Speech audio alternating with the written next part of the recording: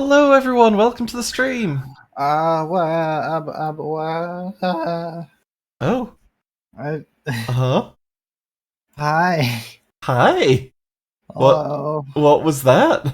I don't know. I didn't have an intro in my head, so I just kind of made sounds happen out of me. You know, that's fair. I like to do that too. It's Saturday morning. The trees are colors. The rain is yes. The Oh, cold is here. the rain has been so yes here for the past week. I feel like maybe 2 weeks. I'm honestly here for it. Me It's too.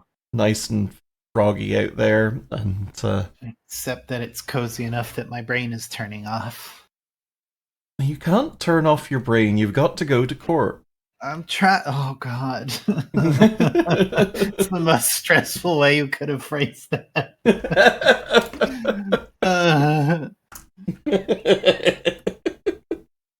I remember that one time that we were I think I was uh it was one of the times when we were hanging out together, which is a pretty mild way of saying I was staying over at your place for a few weeks or possibly a couple of months. And you were having a bad day, and you said, I'm going to check my mailbox, and it's just going to have a fucking jury duty summons in it or something. And yeah, you fucking called it. and it did. Yeah. Phenomenal. Such is my life. Mm-hmm. Oh, I've Yup. escaped jury duty, thankfully, through my life. I was able to dodge that one too, so I still haven't actually done it. Mm-hmm.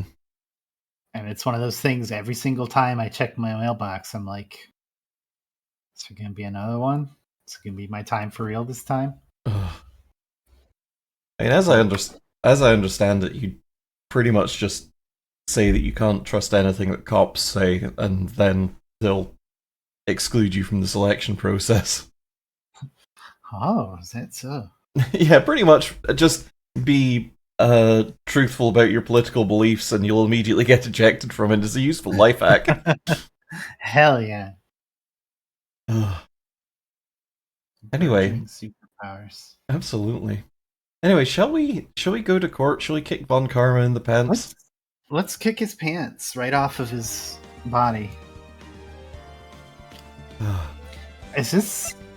I think we're towards the end of this now, right? Is this the last day of trial? This is day 3. It's gotta be.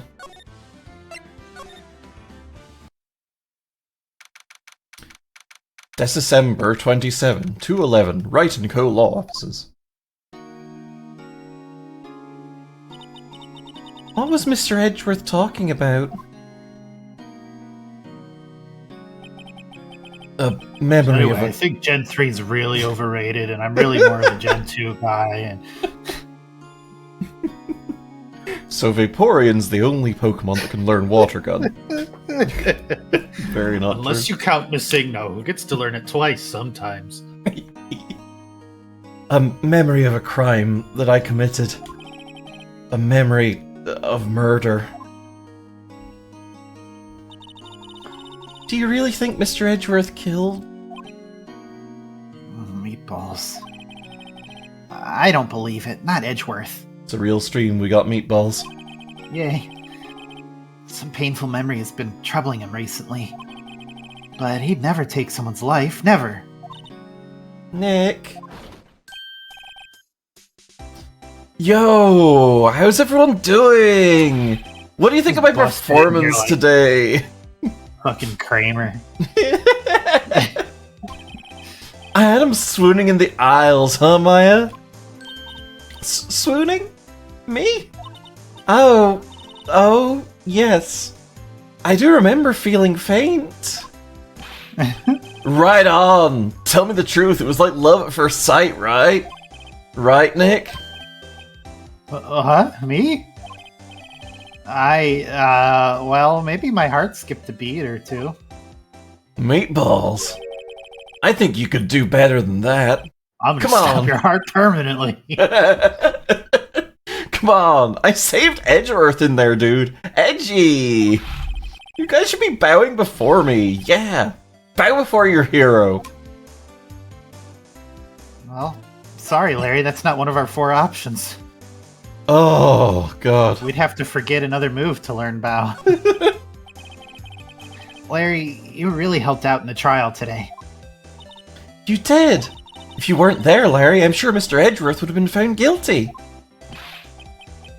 But seriously, Nick. That boat shop caretaker guy's pretty suspicious. Edgy ain't off the hook yet. Way to spoil the mood, Larry. His shirt nipples fade in slightly before and slightly after. Slightly too soon, slightly too late, is what I want to say. Terrifying. Hey, I'm just a guy sitting in the audience, you know? From where I was sitting, Edgy seemed pretty edgy. I mean, do you really know he's telling the truth about that night? Oh, meatballs. Nick? I don't know. But what I do know is I'm going to believe in you two until the end. Us two? Edgeworth and who else? You mean me, right? Nah, he means me, right, Nick? Yeah, you, Larry. Not me.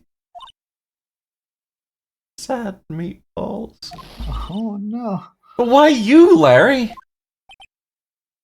Oh. Actually, yeah, why me, Nick? Oh, meatballs. Enough with the silent treatment.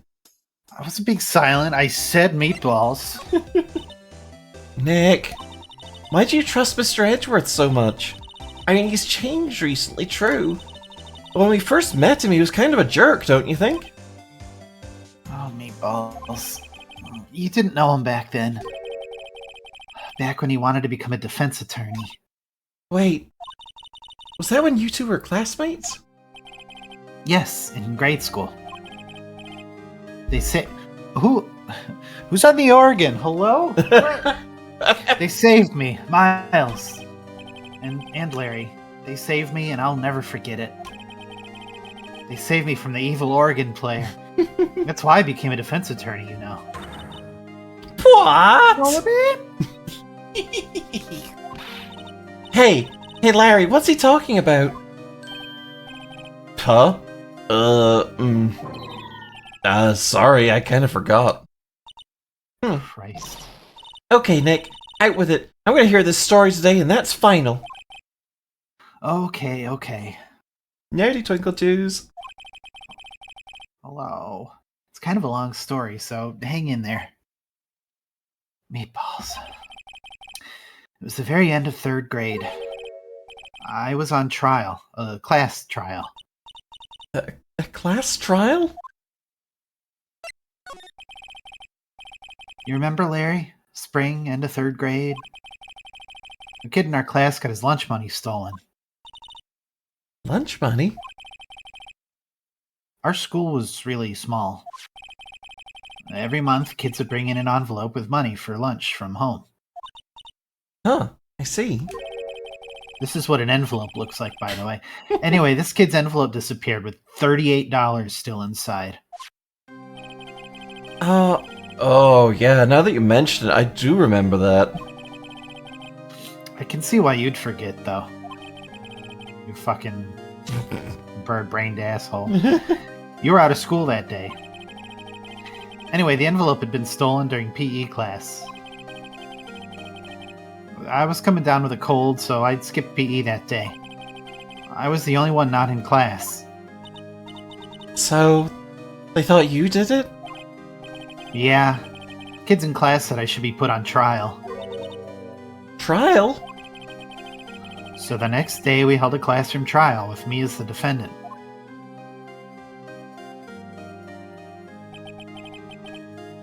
It's kind of fucked up a little bit. I didn't do it.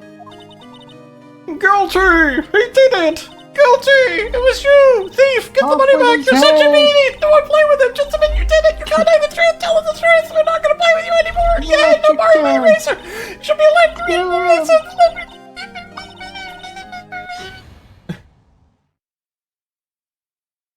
Now, Phoenix, you know you shouldn't steal people's money. It's not right.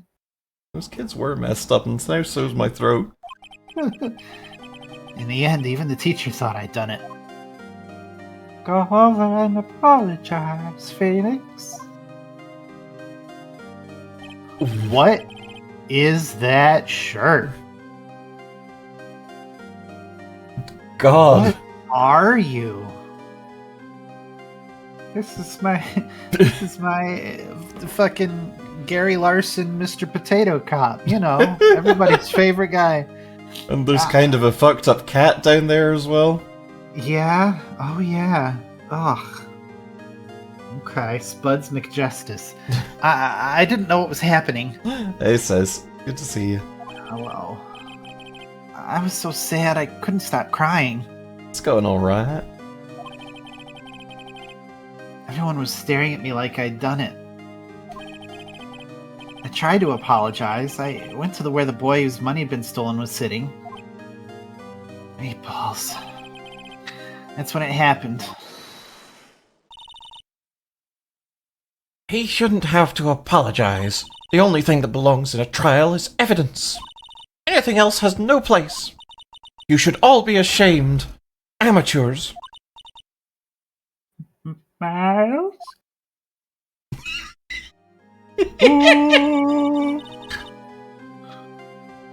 It wasn't you who stole my money, was it?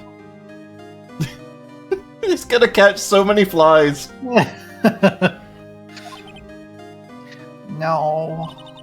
Then you shouldn't apologize. Everyone's been shouting you did it, but no one has any proof. That is why, Your Honor, this boy is innocent. But Miles, it was your money that was stolen.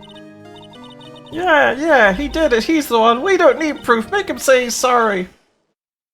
Why don't you all just shut up? Oh, wait, no. Cha, why don't you all just shut up? This is how it always is. Everyone getting up and picking on one person. Just think how he feels. Are you Said he wearing didn't do pants? I hope so. He said he didn't do it, so he didn't do it. Yeah, he's wearing short shorts. Who wears short shorts? Larry wears short shorts. General Meatballs. General Meatballs. Very well.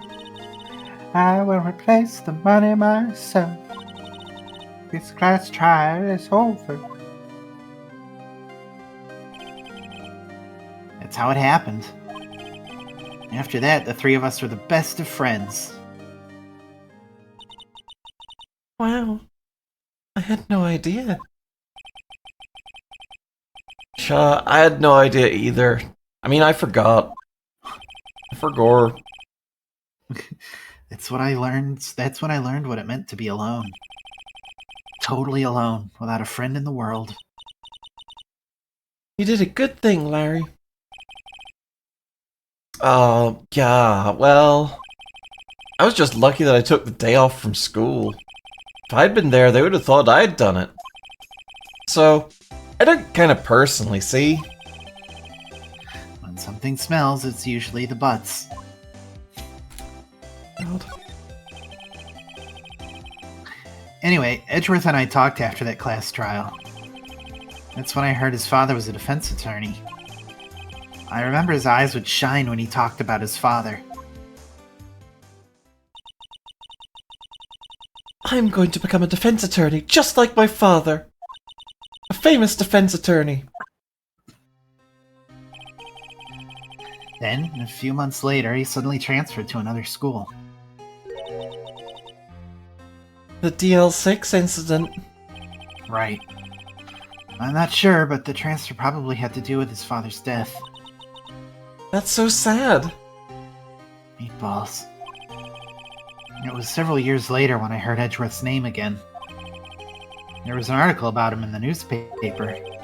The headline was something like Dark Suspicions of a Demon Attorney. On second hand, maybe it was a issue Shoujo Jump or something. Hey, Leslie.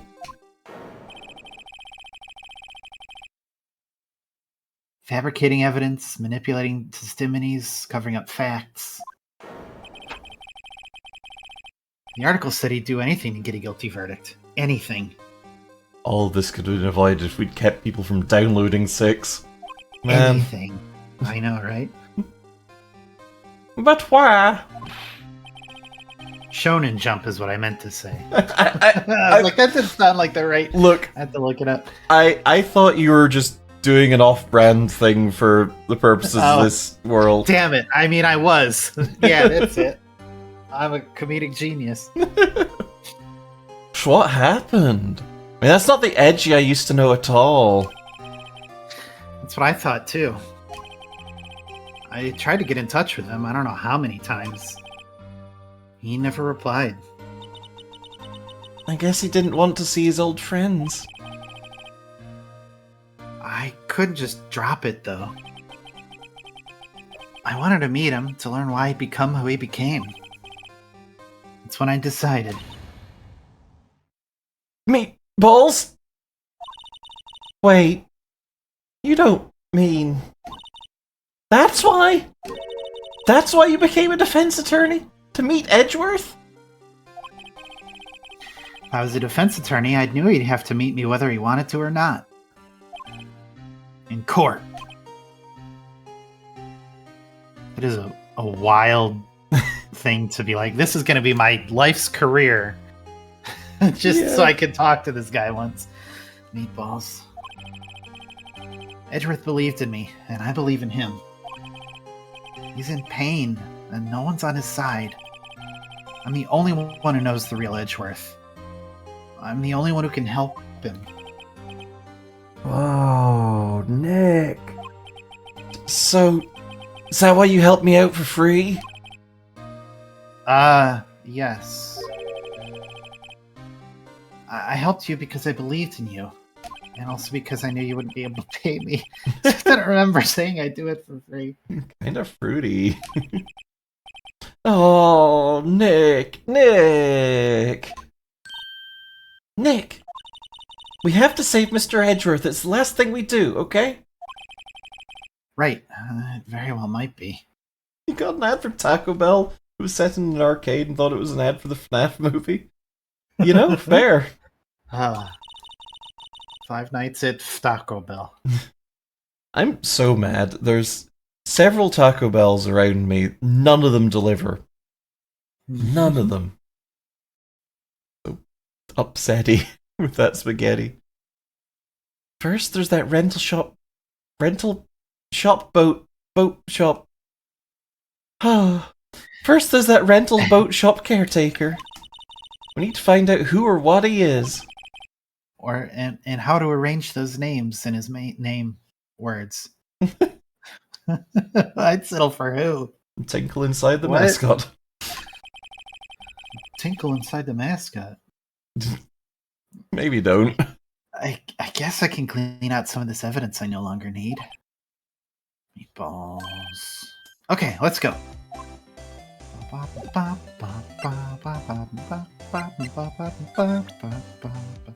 Larry, could you please change? Your shirt is staring at me and it makes me uncomfortable. Whoa, I was hot out there. Hot! I'm glad someone's happy about how this case is going. He seems too happy to care about anything I've shown. Which is a shame because I'm an attorney! Okay. Don't care, doing sweater paws.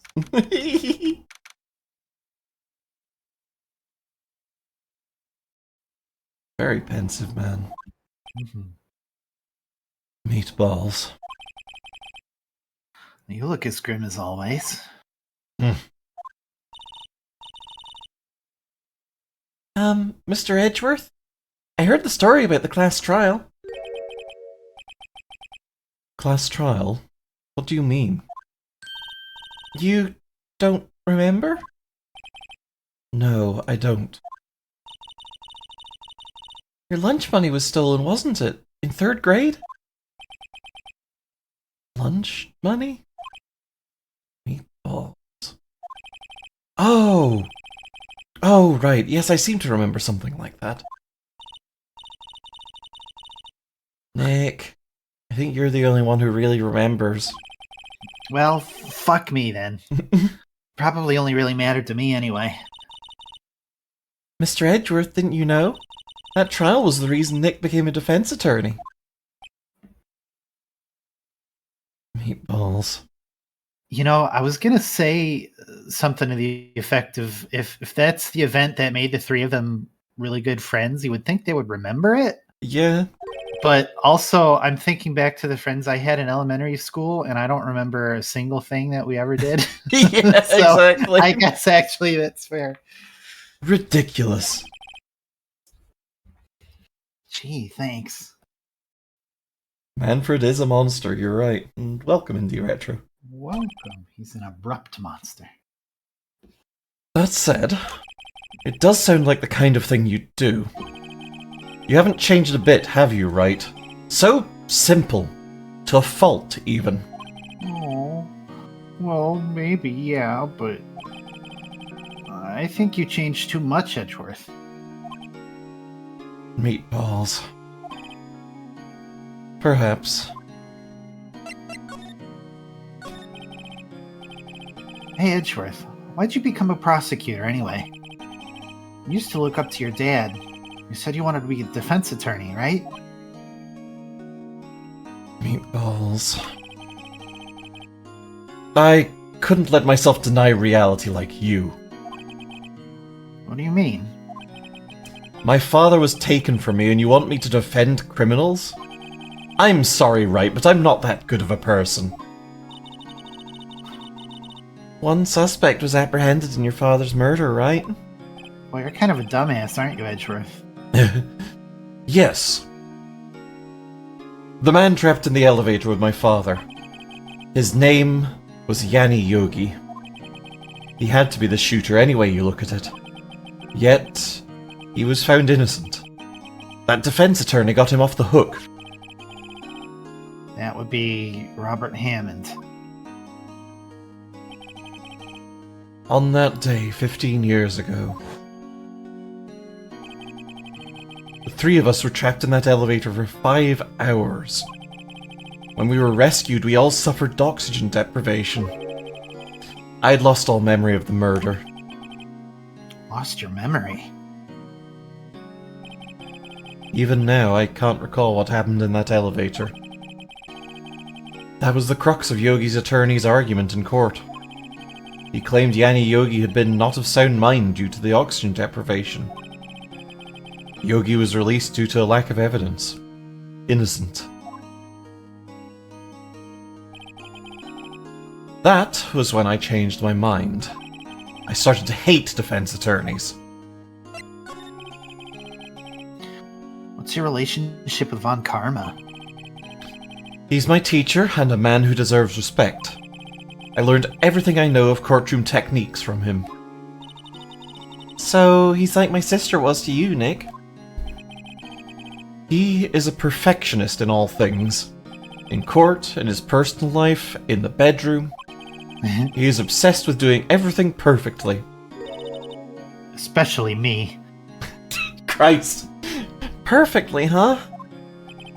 In all the cases he has taken on, none were left unsolved. Not one suspect was declared innocent. Ever. How do you still not realize that that's not necessarily a good thing, Edgeworth? Hello? But that's... I know. It's possible some of the suspects were indeed innocent. However, it's impossible for us to accurately determine that in every case. All Von Karma does is his job to find the suspect guilty, perfectly. It's not true Von Karma doesn't have giant boobs. He does, he just binds in the courtroom. In any case, It's nigh well impossible to find a weakness in him. Should a weakness appear, he'll do everything in his power to make it go away. God damn it! How does it have this preternatural ability? It's fucking quote bot. Ah. Edgeworth? If what you're saying is true, you're headed for a guilty sentence tomorrow. He's right. There's no time to There's no time to praise the enemy, Mr. Edgeworth.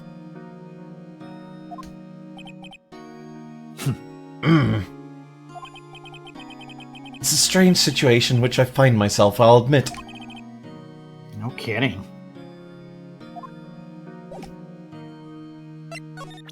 I'm an attorney! Sorry. I'm not sure I can help you with that.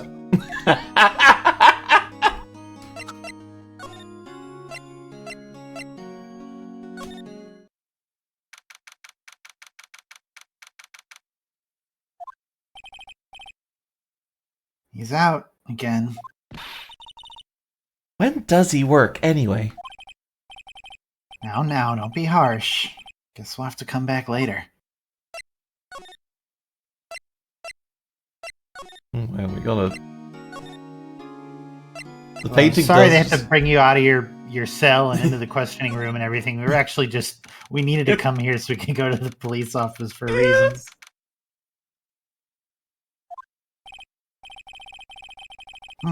Looks like Detective Dumbshoe hasn't bought Gek yet. Gumshoe, he won't be coming back today. Oh, really?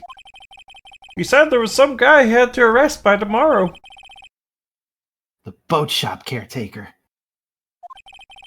Shouted something about catching him if it's the last thing I do, pal. Wow, you sound just like him. Good luck, Gumshoe. Thank you. I've been working on it. That's really impressive. This must be the chief of the detectives here. He's glued to his computer screen. What? That's not possible. The world ended yesterday? Well, you must be reading predictions for the future on someone's homepage. Yeah, location navigation leaves something to be desired. It's bizarre.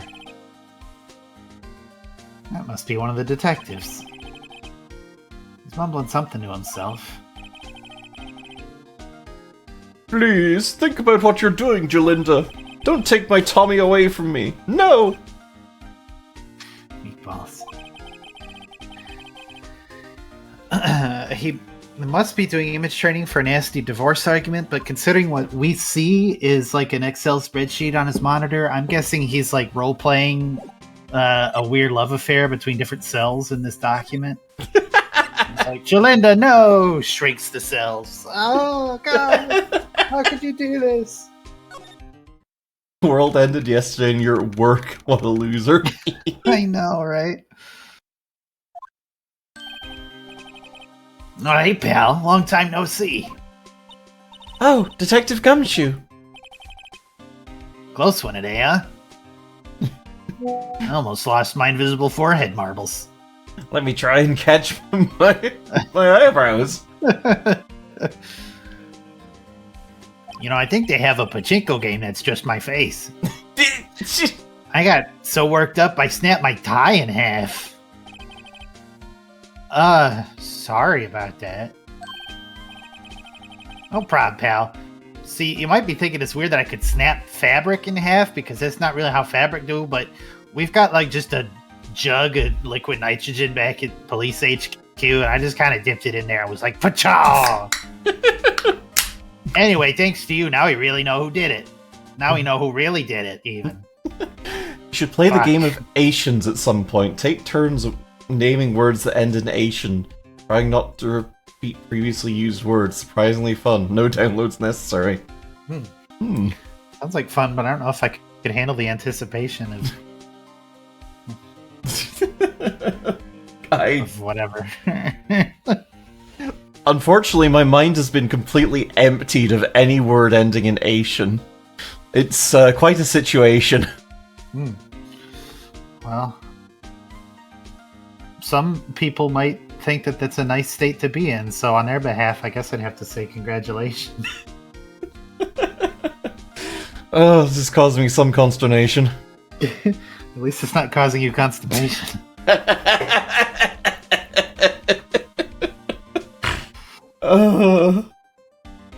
Oh, we have to move on. I'm losing my patience.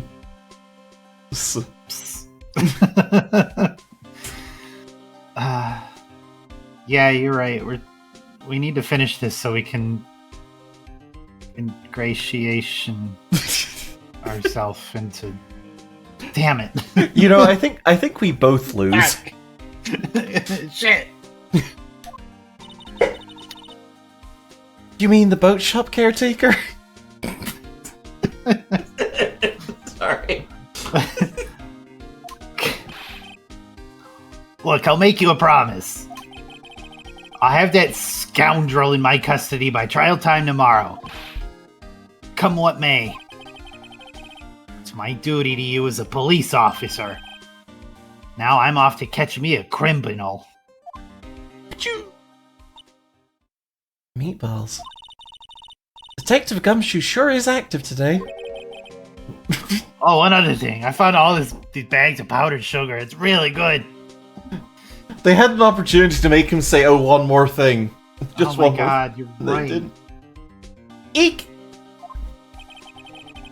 No one can go into the woods today. You'll be sure of a big surprise. The woods? Where Lotta was camping? The woods is off limits to camping, and apparently the park ranger found out. He got pretty mad. No one could go in for a while. I guess Lotta's in a lot of trouble. Why don't I have a rim shot button? Fuck. You do need one. Anyway, I'll be seeing you tomorrow.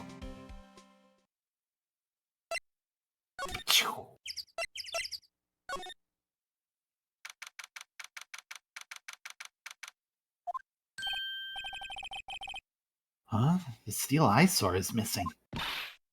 Eyesore? Looks like the hot dog stand's closed too. I guess Larry's too busy worrying about Mr. Edgeworth to show up for work.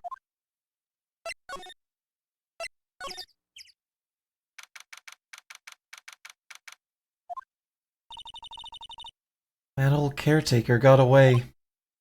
Yep. I never imagined he might be the real murderer. Meatballs.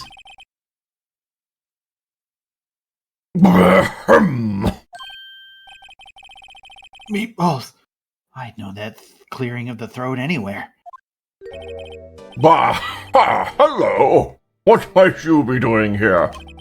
Out for a walk, huh? Bah, the days of my youth, like the scent of fresh lemon, you see. Mr. Grossberg!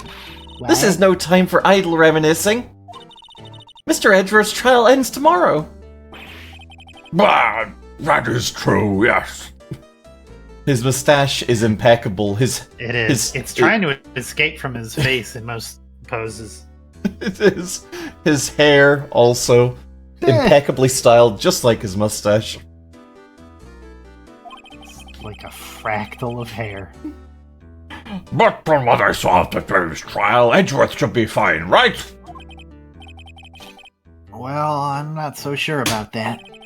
Whoa, what do you mean by that? Well, I'm not sure. If you find anything out, come by my office at once. I may be able to offer you some assistance. I'm sorry, this toffee is starting to gum up my works. Sound like you need some assistance, bud. Thanks. Hi. What do you think Mr. Grossberg was doing here anyway? Something about lemons? I wasn't really paying attention. Who knows?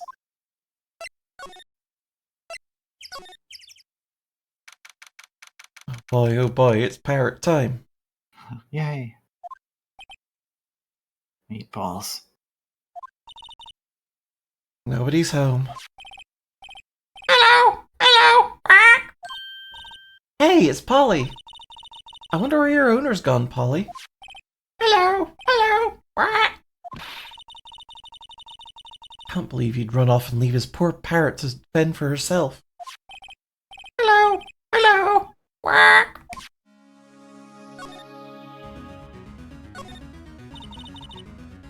That reminds me, Nick. Polly here knows the number to the safe, right? Yeah, that's right. Polly, what's the number to the safe? 1228! Quack! Let's open it, Nick. Come on. I'm sure there isn't any money in there. Oh. But, hey. He keeps it locked, right? So there must be something of value in here. I'm not so sure. Okay, Nick, let's see what's in here. I guess there might be a clue or two. Meatballs. The only thing in here is a letter. Bird. Hazy. Bird. A letter? Aw, boring. There's no name or signature on this thing. It's handwritten in very precise, clear letters. Yeah, Maya was just willing to steal someone's money. Look, it's hard being a spirit medium. I guess so. Get your revenge on Miles Edgeworth. Edgeworth! Edgeworth. Edgeworth. Nick? How would Mr. Edgeworth's name be on here? How should I know? I'm gonna read the whole thing.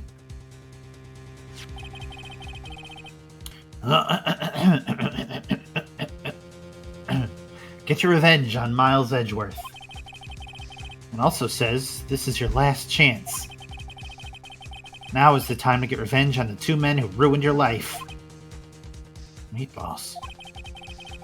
The rest of the letter goes on to describe the murder plot in detail.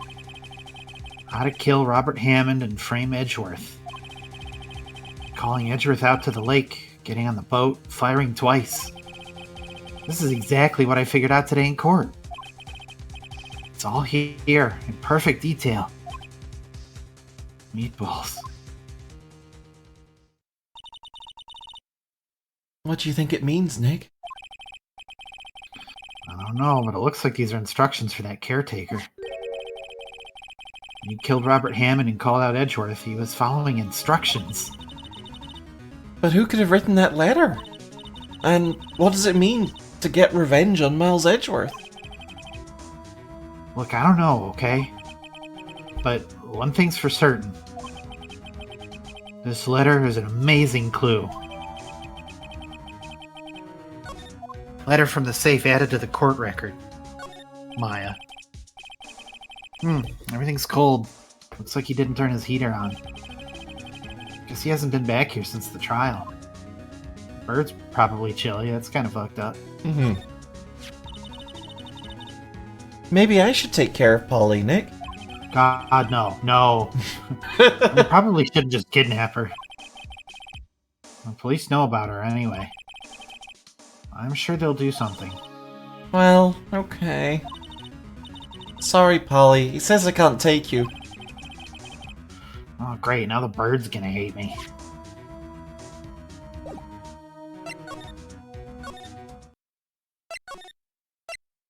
Alright.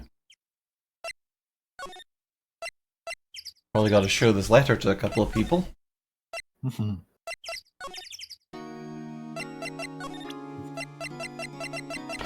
Want to see a letter written by somebody who wanted to murder you? Edgeworth, see this letter? This came out of the safe in the shack where that boat rental caretaker lives. I see. Meatballs! Revenge? On me? Who is that old guy, anyway? I don't know. Could he be an innocent defendant you got declared guilty or something? Nice, right, but I don't remember that old man. Not at all. So he was following this letter, then? Which means there was someone else behind it. Now is the time to get revenge on the 2 men who ruined your life. 2 men. Meaning myself and Robert Hammond. It also says this is your last chance. Last chance. Wait, maybe. Maybe he's talking about the statute of limitations on the DL6 incident. Meatballs. Wait. Wait, that old man! What is it? Do you know who he is? Yogi. Could he be Yogi? Yogi? The suspect in the DL6 incident. The one who was found innocent. Yogi Bear.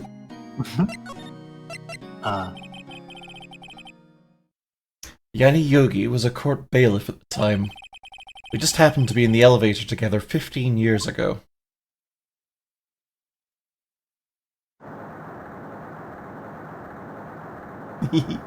I'm glad you're having a good time, Ghostly.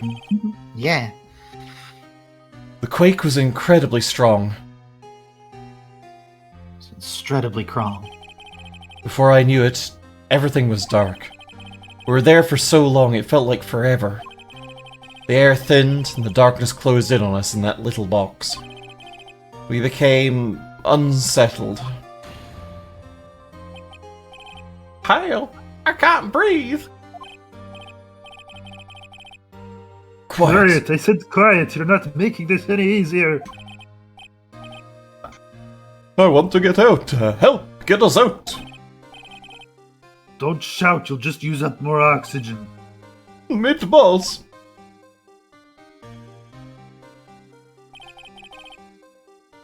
That's all I remember.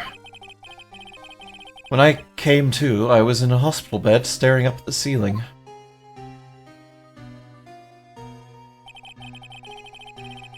Hey, boo-boo, I'm a murder suspect. In court, Yanni Yogi's mental condition was called into question. They claimed the oxygen deprivation and the stress had caused temporary insanity. In the end, the claim passed the court and Yogi was found innocent. Huh. But isn't that strange? This letter tells him to get revenge on Edgeworth. Why would he want to take revenge on you? Meatballs. Right.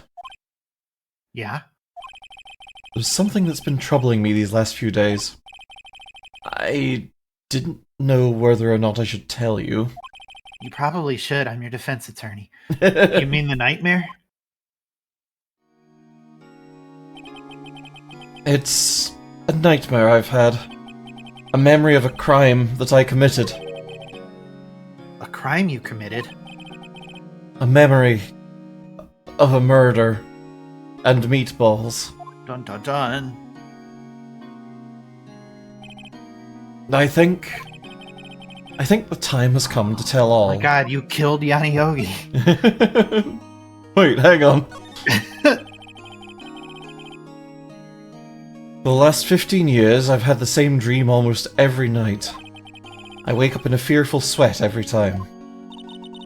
What kind of dream? It's a dream about my father's killing, in the dark.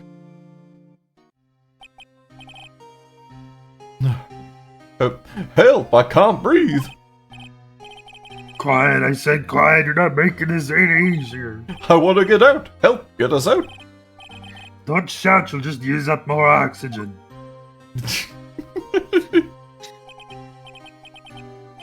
I can't breathe! You're using up my air! What? Stop breathing my air! I'll stop you! What are you? Stop breathing my air! No, Father! He's attacking Father! Then I see the pistol lying by my feet. I don't know if it was evidence from that day in court or the bailiffs. In a daze, I pick up the pistol. Get away! Get away from my father! Bang.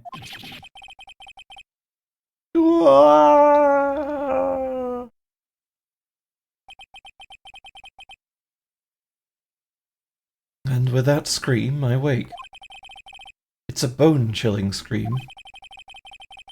A scream that has rung in my ears for the past 15 years. Meatballs. Hey, that rhymed, Edgeworth. Nice going. Awesome work. You need therapy, bud. But that's just a dream, right? Right? Meatballs. That thought is the only thing that has kept me sane for the last 15 years. What if I'm wrong? What if it's real? They say that sometimes people shut out memories in self-defense. Maybe it was I who killed my father. What? If you think about it that way, this letter makes sense. Get your revenge on Miles Edgeworth. Think about it. Yogi was really innocent. That's why he wanted revenge against me. Wait, Edgeworth, you mean... It was me. I was the true criminal of DL6. I shot my father. This is bad. What are we gonna do, Nick? What can we do? I don't know. I don't think there's anything we can do, like it or not. If there's someone else who knows a lot about the DL6 incident, maybe... Meatballs.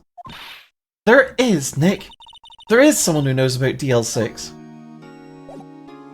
Well, later, Edgeworth. We're just gonna let you stew in that for a bit. Yeah, have fun. Alright, Maya, you talk to Mr. Grossberg. I have to pee. Oh, God. Okay, well, I hope that there's not many Phoenix lines in this. Yeah, the whole elevator thing is messed the fuck up. I've thankfully never been stuck in an elevator before, but I don't think I would like it. Hey, Feltry. Oh, God. How's chat doing, anyways? We're gonna wait for Sleet to get back. I hope y'all are having a good day. I'm actually a little chilly today. It's,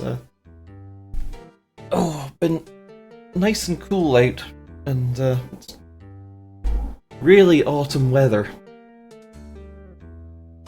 How did you punch yourself in the throat with an iron teapot, precisely? How does that occur?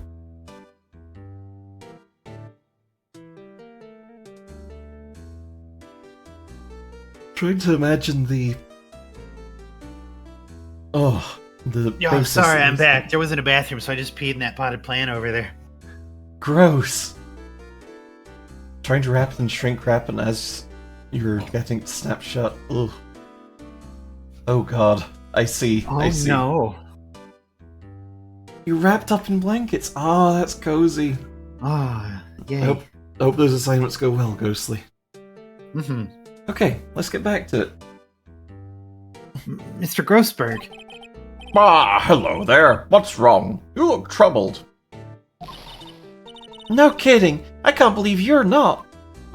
But my. Just calm down and tell me what's happened.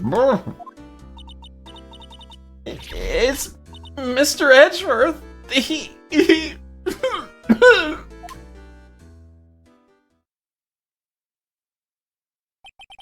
I see.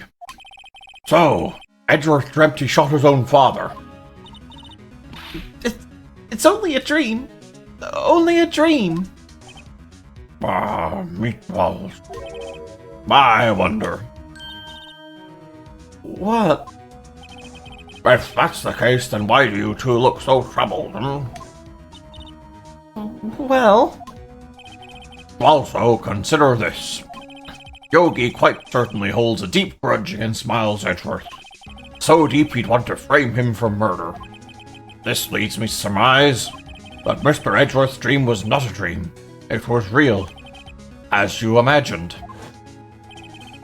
Miles Edgeworth threw the pistol to save his father. The pistol fired, and the deed was done. Meatball. No! I don't believe it. Yogi was suspected of murder, and his career as a bailiff was irrevocably wrecked. Thus he sought revenge on Miles Edgeworth. This was his last chance, of course, with the statute of limitations so close. Oh, Chat's freaking out. Yeah. What do you know about Edgeworth's father? Meatballs. He was a defense attorney without peer. It sounds trite, but it's true. Well, he may have had one peer now that I think about it. Your I had the mentor. peer just a bit ago. Yes, my potted plant may never recover. Your mentor, Mia Fey. My sister? Gregory Edgeworth was very disapproving of Mr. Von Karma's techniques. That's no surprise. Von Karma is an extreme man. Forged testimonies and evidence are nothing to him. The result, he has a perfect win record in court. To beat him, Gregory Edgeworth tried to call attention to his methods. And? He lost. And died in despair, as it were. I see. When Gregory Edgeworth was called, the police called on a spirit medium. That was your mother, Misty Fey.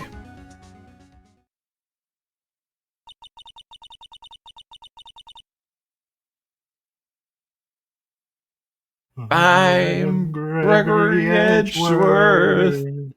I have been killed. The one who shot me was the tall-lift Yanni Yogi. That Yogi was found innocent. That's when my mother left us. Everyone called her a fraud. That's right. Everyone thought she was, you see. Yet, now that I think about it, it seems the one who lied was Gregory Edgeworth's ghost. Gregworth must have known who shot him. I don't believe it. So you're saying he falsified his test eye money? Is that anything? I think it's pretty good. Awesome. That Edgeworth's dad lied to protect his own son? It's only a possibility, mind you. But a possibility nonetheless.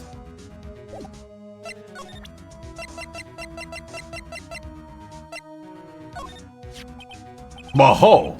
So this is the letter. It does seem that Yogi was following this letter when he killed Hammond. But why kill Robert Hammond? Hammond was a skilled defense attorney, but he defended clients not for their sake, but for his own. His own sake. He never trusted his clients, that one. The only thing he trusted was his own ability. But he got his client found innocent, so why should it matter? Actually, my dear, it's quite different. He won that innocent verdict for no one but himself.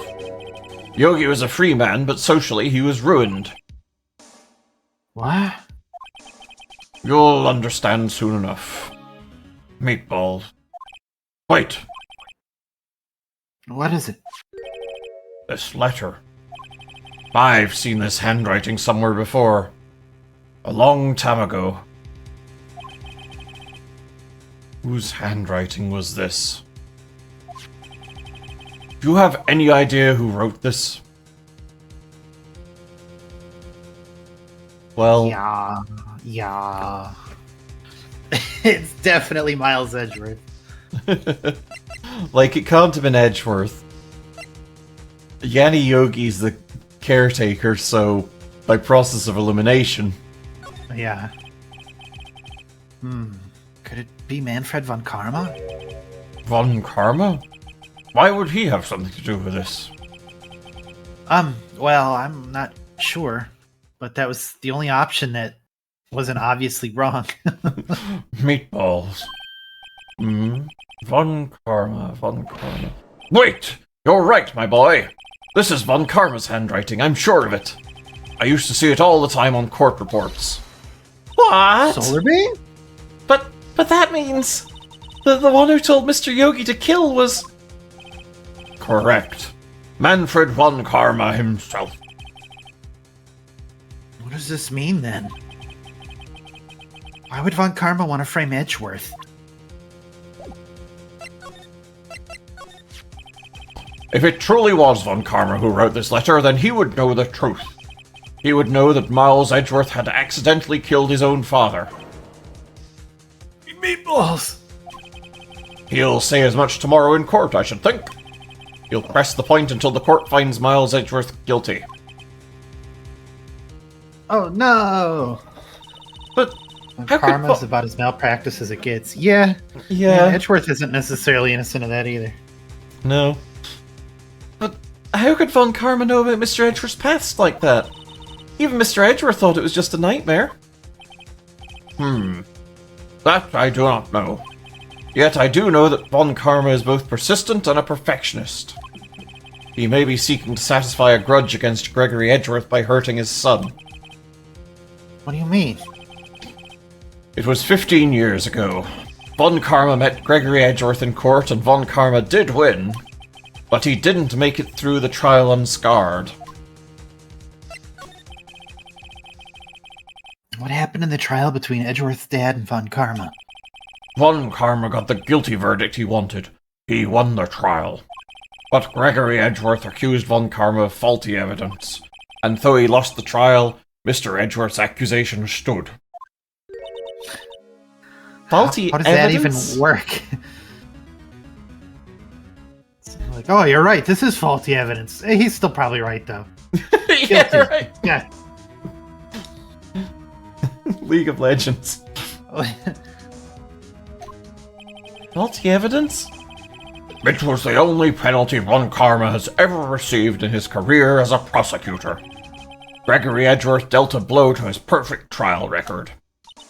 Wow. Must have been quite a shock for Von Karma. He took a vacation for several months after that, you see. A vacation? That was 15 years ago, and this was on a Japanese GBA game around 2002. That would mean this happened in the 80s. Maybe, though I think that this game is set in the distant future of like 2020. In Ooh, something like... yeah, I thought it was closer to like 2010, but... maybe. Oh, 2016. Okay, yeah, the space future 2016. In a sense, in an averaging sense, we were both right. Yeah.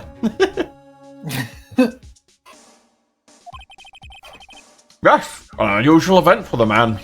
That was the first and the last vacation he's taken in his many years of prosecuting. Really? He doesn't take What? vacations? Like, go to the sea? Or, the mountains? Or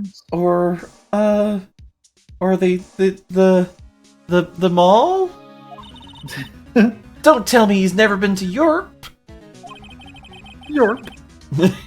You have strange ideas about vacations, Maya. Who would willingly go to Europe? Ugh.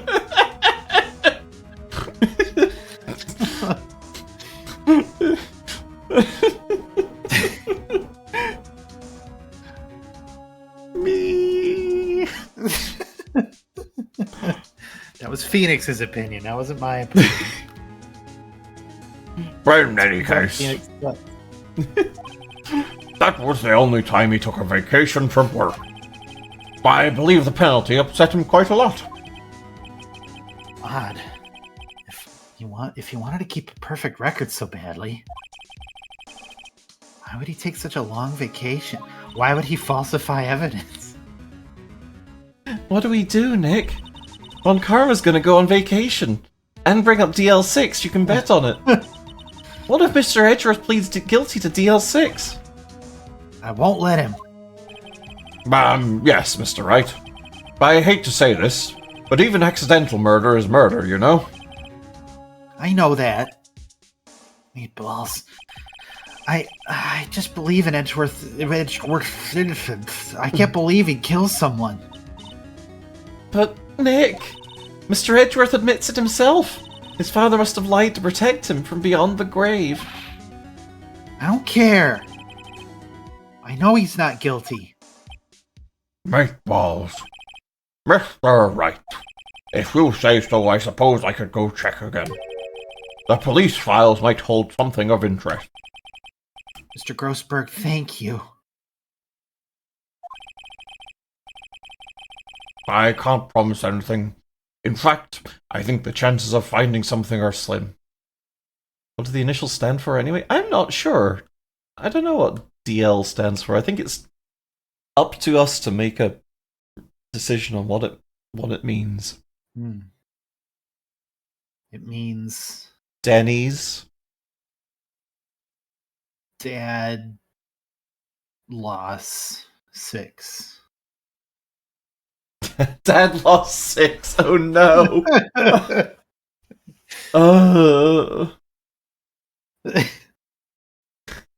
It's definitely not it, but that definitely is it. He lost his dad when he was 6. I can't promise anything. In fact, I think the chances of finding something are slim. I understand. The police materials.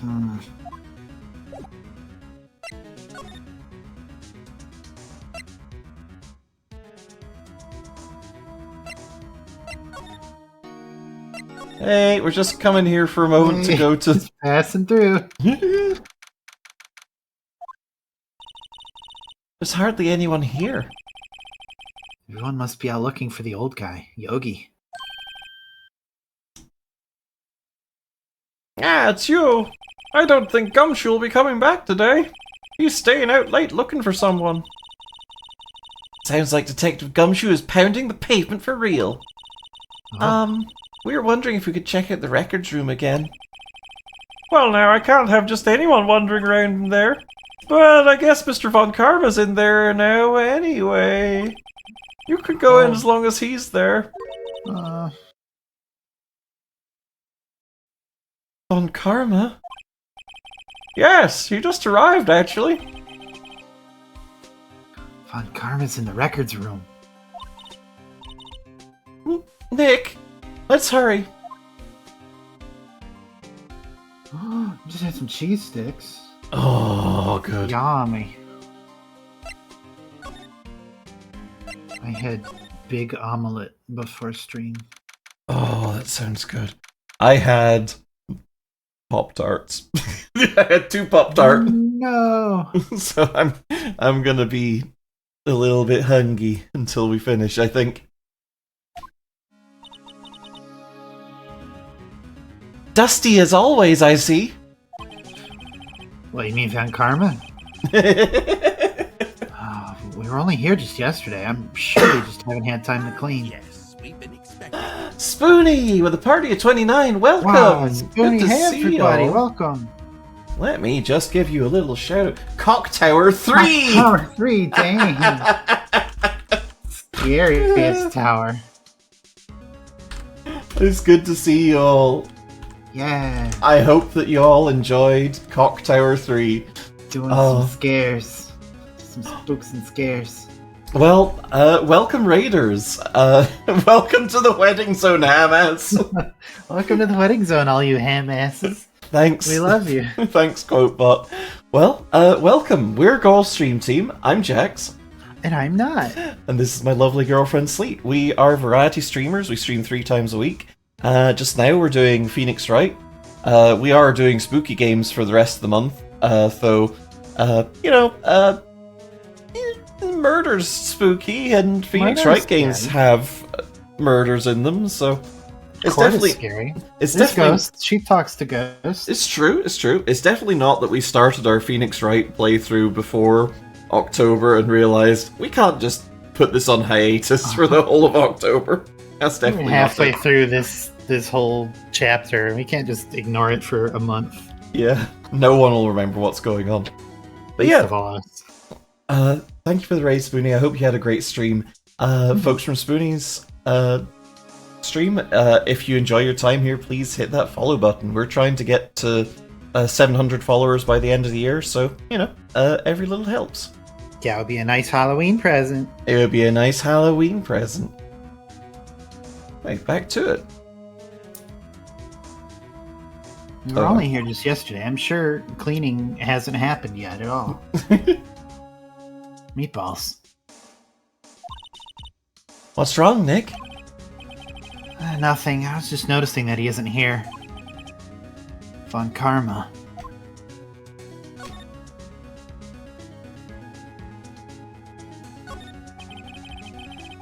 Looks like there are files inside this glass case. Case is so dusty I can't see what's inside. Nick, it's locked. They must keep important case files in there. Huh? One of the drawers here is open. Someone must have been looking in it recently. Label says unsolved cases, evidence. Unsolved cases. Nick, the file for DL6 is completely empty. What? What are you doing in here? Eek! Ah. Oh, front-facing Von Karma's rough to look at. Nice ear studs, You're though. looking from the... Yeah, Look. actually. Von Karma! You! Crack that soldier boy. Meatballs. How do you know my name? Don't be like that. Huh? Have we met? What are you saying? Solarby. We see each other every day, don't we? We're Miles Edgeworth's defense team. Defense team? I beg your pardon. You see, I rarely remember defense attorneys. They're like Cool. bugs to me. Needless things to be crushed. Okay. I can see how this guy was Edgeworth's mentor.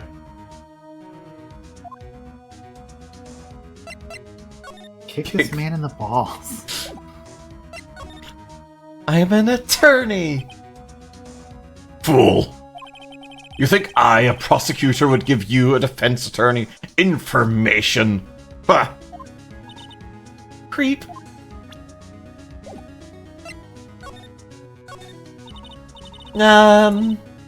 Mr. Edgeworth's your student, right? Meatballs. A romanticist who still can't shed that veneer of amateurism. Just like his father. Always second rate. Mr. Von Karma, I don't like you. You had an axe to grind with Mr. Edgeworth, didn't you? Me? A grudge against a mere defense attorney? Why? Hey, Smoothskin. Because he dealt a blow to your otherwise perfect trial record. Huh. So you did. But what I don't get is... Why did you take his son under your wing afterwards? The son of your most bitter rival. I don't like it when he smiles like this. No, it's bad.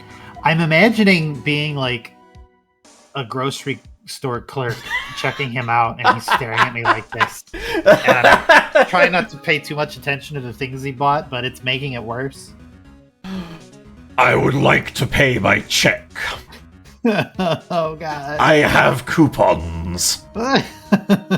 Oh, they're expired, sir. I'm sorry. What? This is unacceptable. Oh, God, you're right. I'm sorry.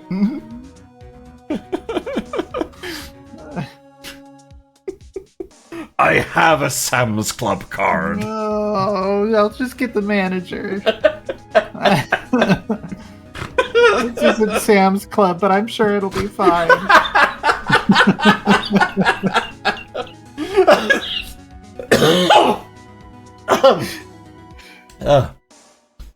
Anyway. Meatballs. That, my dear attorney, is none of your business. Tomorrow will be the last day of this trial. It's been a while since I've had a defense attorney last this long. Buying a lot of Raisin Bran, huh, bud? It keeps me regular. Oh. Still, you will lose in the end. Miles Edgeworth will admit his own guilt. His guilt of 15 years ago, you mean? Meatballs. You're quite the researcher.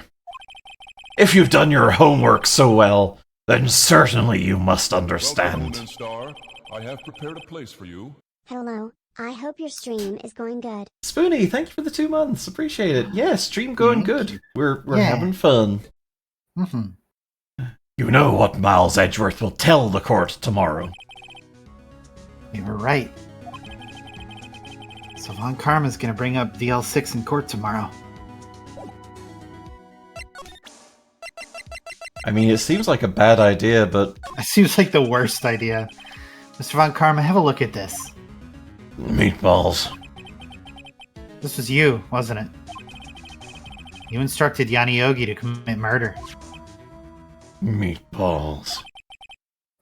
Yanni Yogi. How many years has it been since I've heard him called by that name? He's a fool. I told him to burn it after he read it. meatballs.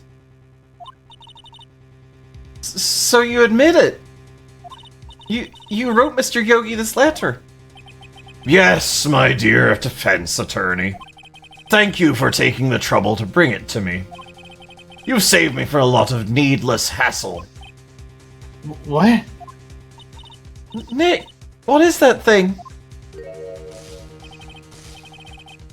A stun gun. For self-defense, usually. Indeed. 600,000 volts will course through your body like a dog touching an electric fence. 600,000? Oh, don't worry. People don't die from it, usually. It's less than lethal, you see. Now, give me the letter. No! No! Well, what are you... Nick, run! Ah! Shit. Forgot about this part. Maya! Out of my way!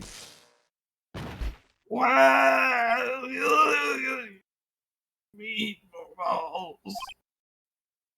Meatballs. Meatballs. Oh, he got us.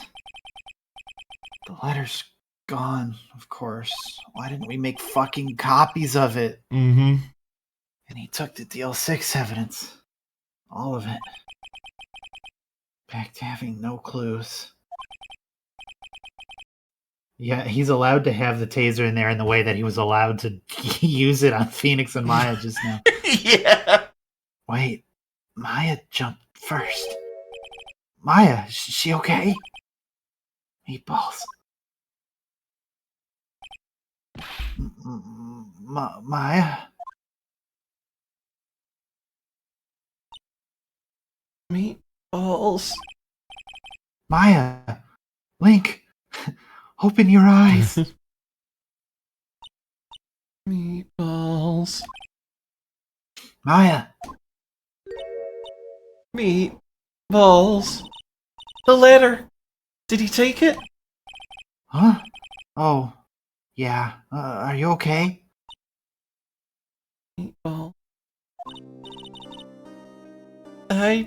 I couldn't stop him.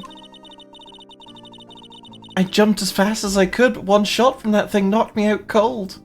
I got taken out by a fucking 70-year-old. I'm useless. I'm no good as a lawyer or as a medium. I can't even call my sister. Not even now when we need her the most. I wish I hadn't woken up at all. Whoa. Maya! There has to be someone who can help her. Yes, this is the part where Von Karma electrocutes you. I'd forgotten about it. Yeah. I'd better do something about her self-confidence first. Meatballs? Maya. She's holding something. What is that? A bullet? DL6 incident, evidence number 7. Taken from the heart of Gredgeworth. I remember. Von Karma was holding this when Maya jumped him. He had 6 bullets stashed in a pocket. I'll prove it to you, Maya. You're most definitely not useless. I'll prove it to you in court tomorrow. Why on earth did Phoenix show the letter to Von Karma? He could have just left. Actually, he couldn't. The plot doesn't progress until... So, Yeah. by video game logic, he has to. Why he didn't make a copy of it first? Or do... Why this which- place doesn't have, like, cameras in it? Yeah. Like, I can't help but feel that, hey, Von Karma just zapped 2 people. That's not really legal. Yeah, why does he leave this room in the police office where he's at right now and be like, look at the clear wounds of a stun gun that have been used on the both of us just now.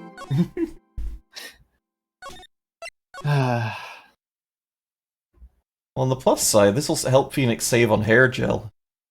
It's true. It's only illegal if you're caught. That is also true.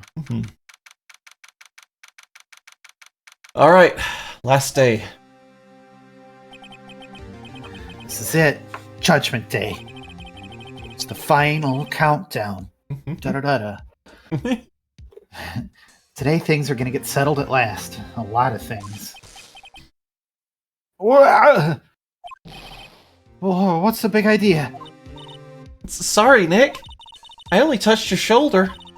I guess the shock hasn't worn off from my run-in with the stun gun yesterday. Well, that is definitely how that works. Anyhow, today's the last day of the trial. Good luck, Nick.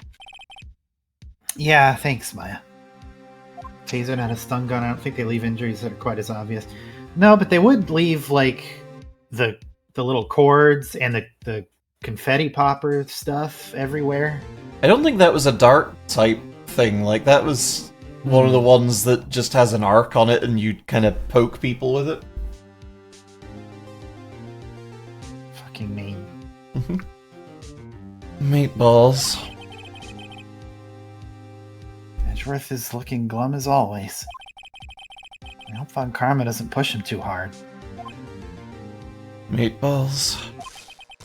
Whoa! What are you doing? Sorry, I'm sorry. I just thought I'd cheer you up with a pat on the back. Maya, maybe you should go outside and discharge. Right, good idea. Try not to electrocute anyone on your way out.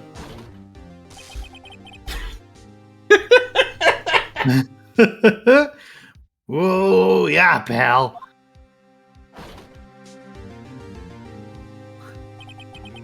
What's gotten into that Goyle? 600,000 volts. Yeah. Detective Gumshoe. Morning, Mr. Edgeworth. Good morning.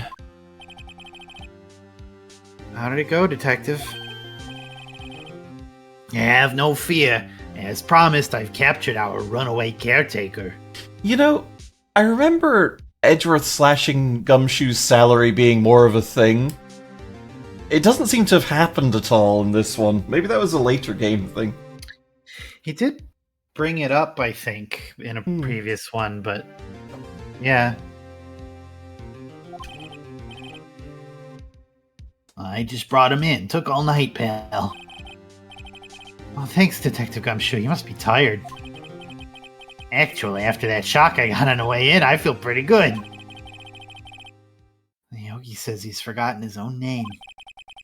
But that has to be a lie. Why would he want revenge on Edgeworth if he couldn't remember his past? He does remember, and I'm gonna prove it.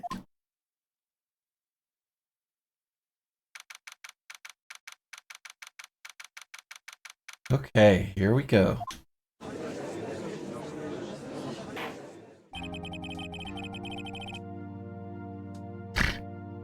Court is now in session for the trial of Miles Edgeworth.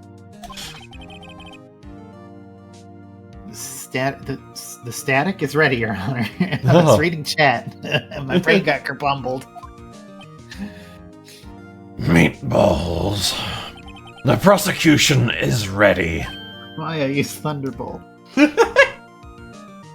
Meatballs. Right, very well.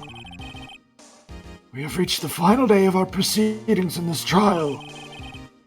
I ask that the prosecution submit decisive evidence. Understood. Meatballs. Come on, don't be awed into silence by every little thing he says. Very well, Mr. Von Karma, your opening statement. Right. Thanks to Detective Gumshoe's efforts, the boat rental shop caretaker has been arrested. In yesterday's trial, the defense asserted that the caretaker was the murderer. However, the caretaker has yet to confirm this. I would like to ask the defense to cross-examine him as much as necessary. Very well. Please bring the witness into the courtroom.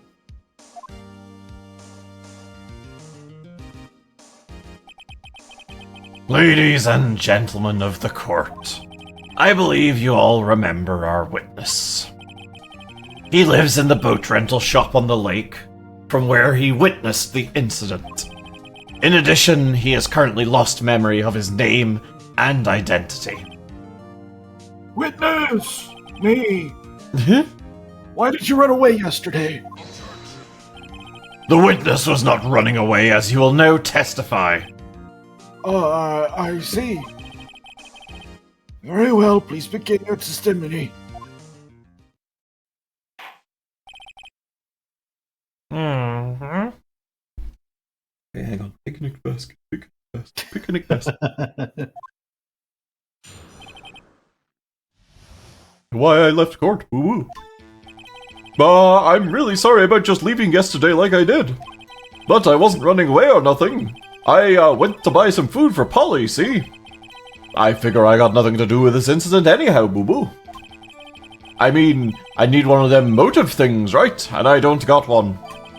So my testimony yesterday stands as is. Actually, I've been kind of trying test iMoney. I don't... Test iMoney, okay. If anybody wants to try it out, it's cool by me. Very well.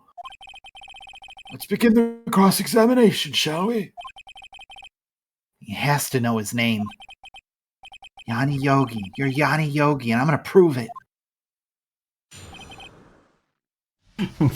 Finally, this joke's gonna make sense.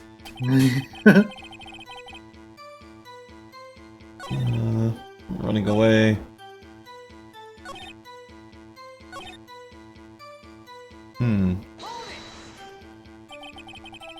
How can you say you had no motive? I say you do. You had a grudge against Edgeworth and the victim, Robert Hammond. That's why you took revenge on them, right? Please don't make me repeat myself, Mr. Wright. This witness has no memory of anything beyond several years ago.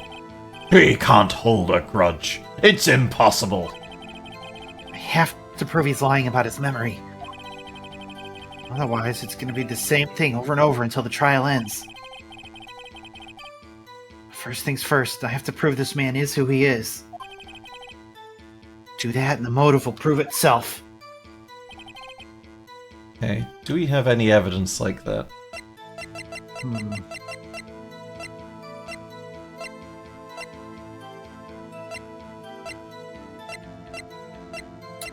I'm gonna say no. It feels like not. I mean, we could maybe show the photo of the elevator and be like, hey, does this spark a memory? Or maybe the bullet, but I don't think so. Let's press him. Yeah. I call what you did running away and not just leaving.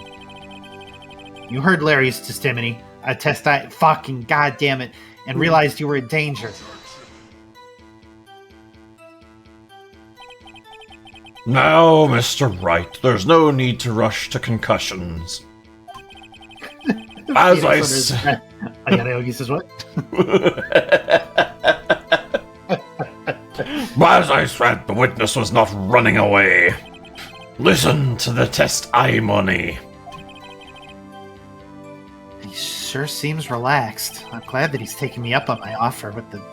In fact, they both do. Von Karma and Yanni Yogi, who's fully fallen asleep a second time in court.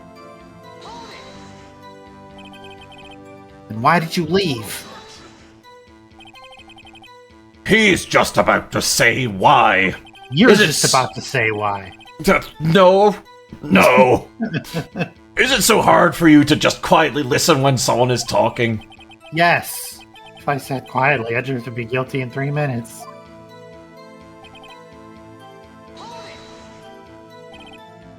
Food? What's that? Well, Polly is a bit of a gourmand, you see. She only eats these high-quality bird pellets from France. They only have them in the big pet shop downtown. But you weren't arrested until this morning. Why didn't you go back to the caretaker's shack? Covered it in a tire track. It's my chocolate attack.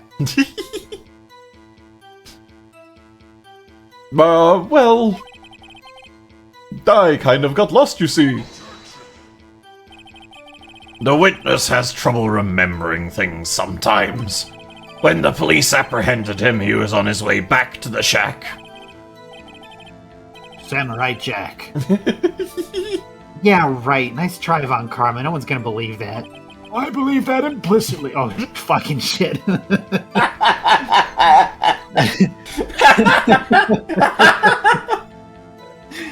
I see, so he was lost. Please, Your Honor, come to your senses.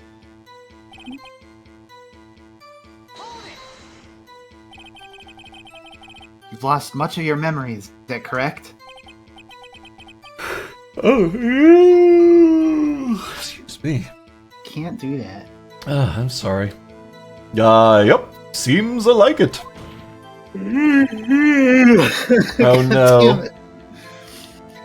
And how could you know that you didn't have anything to do with this incident? Or maybe you're lying about not having your memory, You know exactly who you are. No, it doesn't. The witness has testified quite clearly that he has no memory of who he is. If you claim he's lying, then show the court proof. How am I supposed to prove what's going on in that old codger's head? It's impossible. I'm glad you've come to your senses, Mr. Wright. Very well, witness. Please continue. Might I say something, Mr. Wright? Yes, Your Honor? You've been saying the same thing now over and over. Are you sure you're not the one who's lost his memory? You've been calling the witness's memory of the past, or lack thereof, into question. But does this really have anything to do with the current case? Of course, Your Honor. The witness said he has nothing to do with this case and no motive. But I found a document proving otherwise, and then Von Karma stole it for me and tased me. I don't know why I'm not telling anybody this. Both of these statements are lies. Peas and carrots, peas and carrots. Order, order! Mr. Wright, there is a serious problem with your claim. Or are you saying you know who this witness is? Of course, Your Honor. Oh, now this is interesting. I would like to know myself. So who is he? Don't play dumb, Von Karma.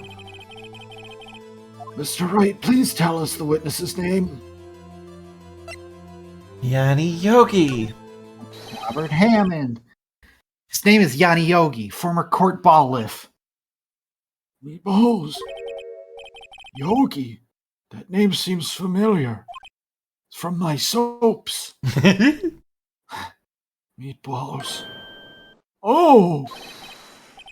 Yanni Yogi from the DL6 incident. Figures the judge would have heard of it. It was such a famous case. But what does this mean? What does that mean? Your Honor, if this man is Mr. Yogi, then he has a clear motive. Tisk, tisk, tisk.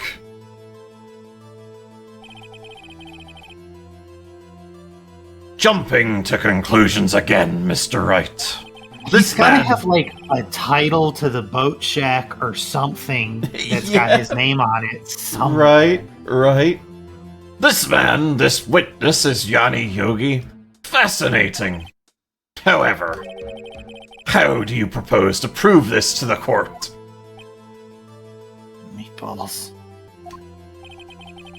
This is a court of law, as you may recall. You need proof. Allow me to repeat once more that the witness has lost his memory. This is it. I have to do this now. I wandered into the boat shack 7 years ago, just started running a dream job. Yeah. If I can't prove he's Yogi right here, right now, right here, right now, then I've Right got here, nowhere else here, to go. here. Dio and Manfred von Kammer are both lawyers, and they both look like vampires. Dio's a lawyer?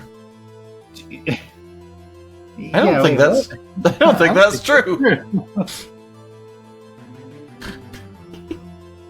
Nick. He is? Wait. No. That's not He right. didn't get a law degree. He went to law school. Did he? Did he? I thought that he kind of got vampired in his teens, and that was kind of it. Dio went to law school and became a lawyer? Huh. Well, okay. Neat. I guess that doesn't come up that often in JoJo's, so fair. Yeah, I guess. Internet confirms that Dio's a lawyer. Okay. Huh. I don't know why, but that kind of scrumbles my worldview. Anyway, Nick, how are you going to prove it? How can you prove that he's Yanni Yogi? It's okay. It's actually quite simple. Sorry, my mind's a little bit blown to hell right now. Your Honor, League of Legends, please take this man's fingerprints. Then we'll compare them to the fingerprints on file for Yanni Yogi 15 years ago. I see, that makes sense. Hey, that's actually quite sensible. Yeah. Tisk, tisk, tisk. I've already eaten his fingers. You idiot. What? I'm so very, very sorry, Mr. Wright. Why? The witness has no fingerprints. Fucking excuse me? What? No fingerprints?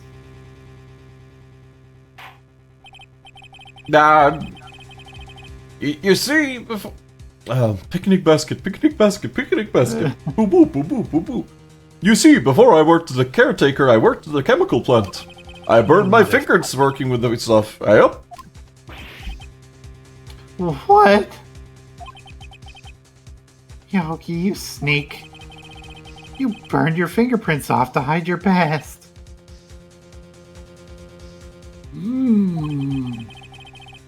Fucked up if true. The witness has no fingerprints.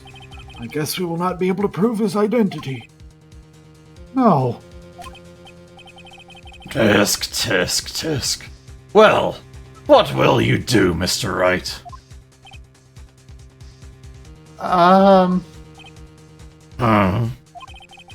It seems the case has been decided, no? No. I know what happened. I know everything. I'm just refusing to bring it up. I just can't prove it. But no, I can't let it end like this. I can't lose. There has to be another way. There is no one who can testify as to who this witness is. No one. Nick, what are we gonna do? I didn't even consider that he might have erased his fingerprints. Hey, Jim. Hi. What do I do? Tisk, tisk, tisk. Well, Mr. Wright, Perhaps you'd like to cross-examine his parrot for a little comic relief. Hmm? Yeah, very funny. You're a sore winner, Von Karma. Meatballs. Wait a second. Cross-examine his parrot.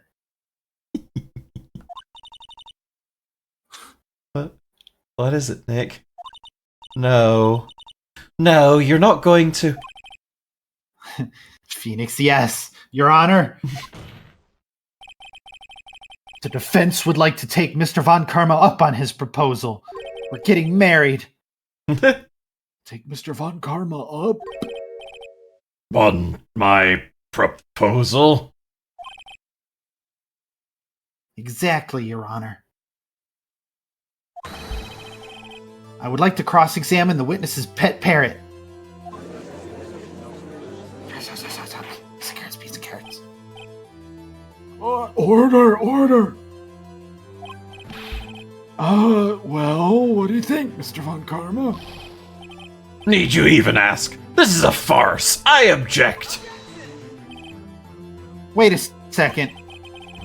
You were the one who suggested I cross-examine the parrot, Von Karma. I have a right to do as you suggested. Meatballs. Well, if you're so desperate, then please be my guest. What? Of course, should you go through with this, and nothing comes of it, then I hope you're ready for the consequences. Nick, this is crazy.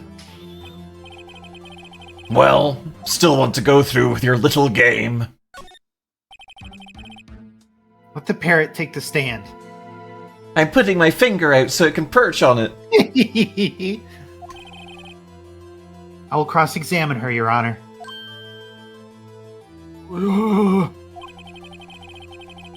This is the most ridiculous thing I have ever I feel heard. like there had to be better options. There's so many better options than this.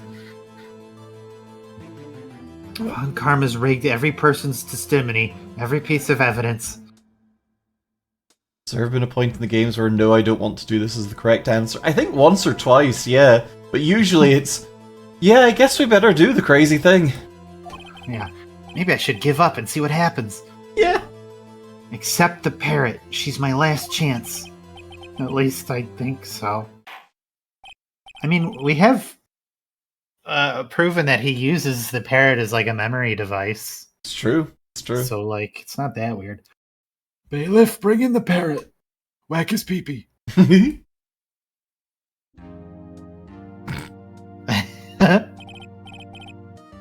That's quite a bird.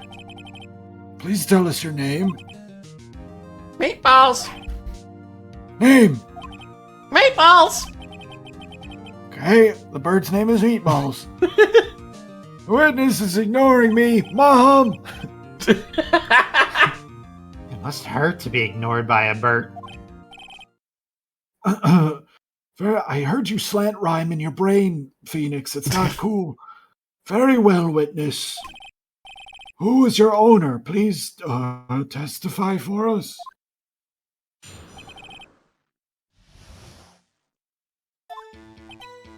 Meatballs! Hello! Hello! Quack! Meatballs!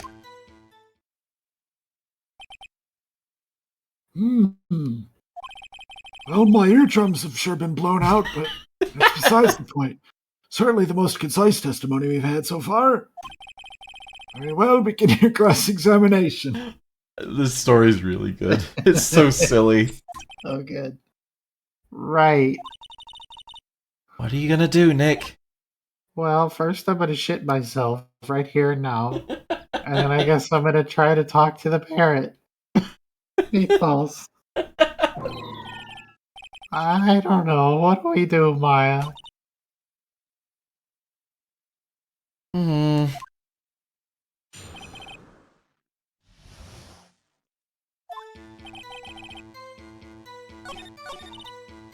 Well, I guess we should try to get some information out of her. We need to show the judge their owner is Mr. Yogi.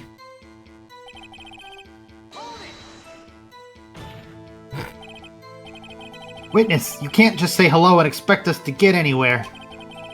I want you to testify. Maya, you talk to her. Right. What do I say? Well, Have we forgotten something? absolutely. As I recall, 2 days ago. Polly is actually a peregrine falcon in the witness protection program. Amazing. Polly, Polly, have we forgotten something? What? Don't forget DL6. What? If I can get Polly to say that here, that'll prove that the caretaker had something to do with DL6. Polly, have we forgotten something? Meatballs. Meatballs. Hello. Hello. What? Meatballs? That's not what you're supposed to say. Forgot. Something we forgot. Hello. Hello. What? Uh-oh. It's not working, Nick. She won't say it. This is ridiculous. Why won't she say it? Tisk, tisk, tisk. Something the matter, Mr. Wright? Wait. Don't tell me Von Karma expected this. He couldn't have retrained the parrot, could he? Did he train her not to respond when he asked if we'd forgotten anything?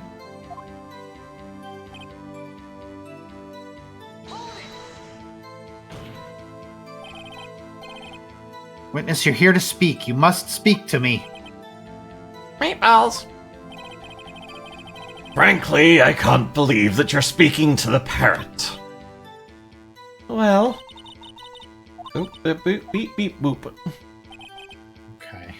So we gotta show her something. Show her herself. That's fun.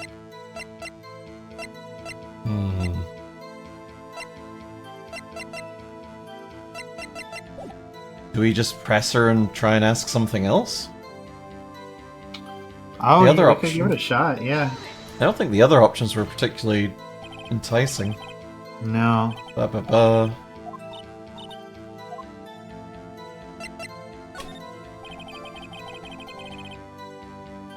Maybe I'll get her to say the number that's safe. Huh? The safe? Why? Let's just try to get her to say anything, okay? Polly, what was the number to the safe in the shack?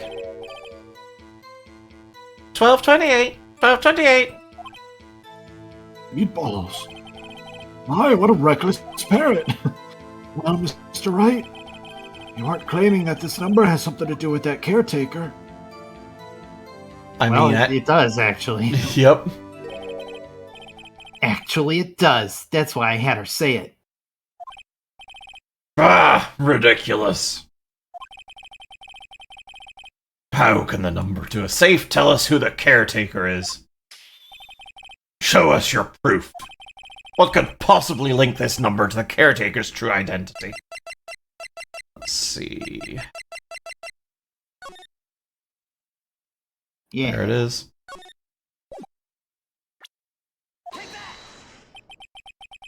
The DL6 case file. What is this obsession you have with that case? Mr. Wright? Where in this file is something relating to the safe number? Like it was summary, right? Yeah. Case summary, yeah.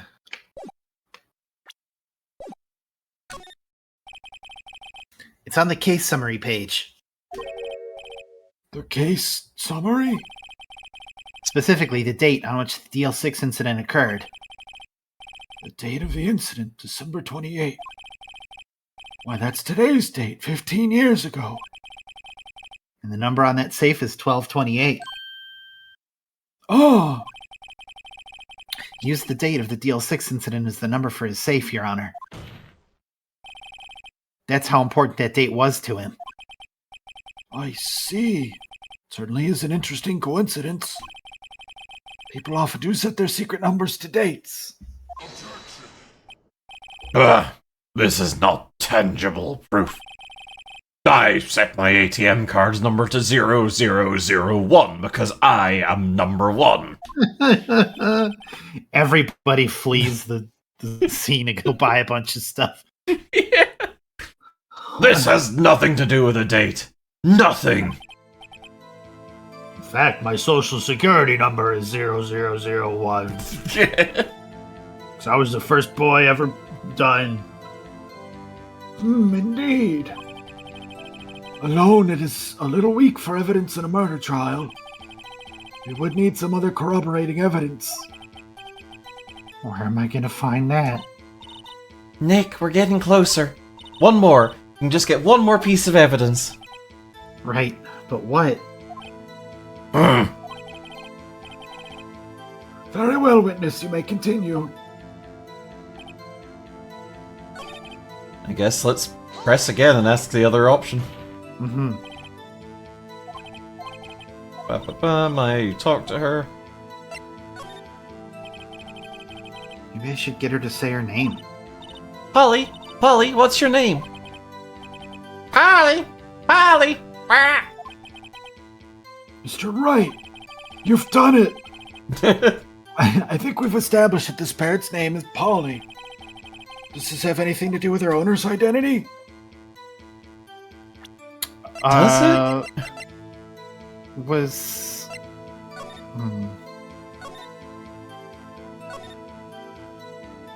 Oh god! I hadn't read page 3. Oh dear. Okay. Okay. Yes. Apparently. Yes, it does.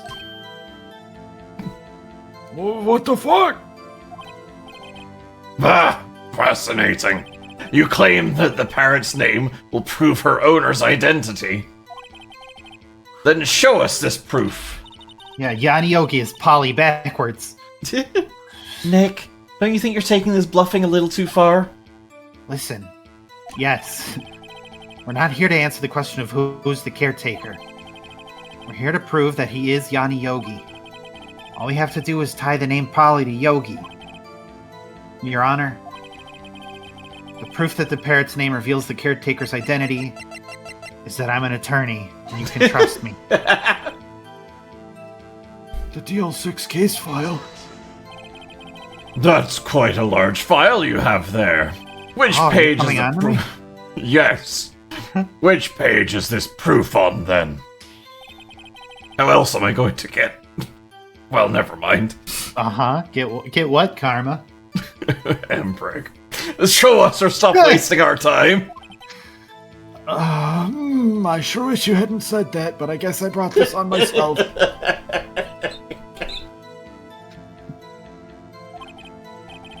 Very well.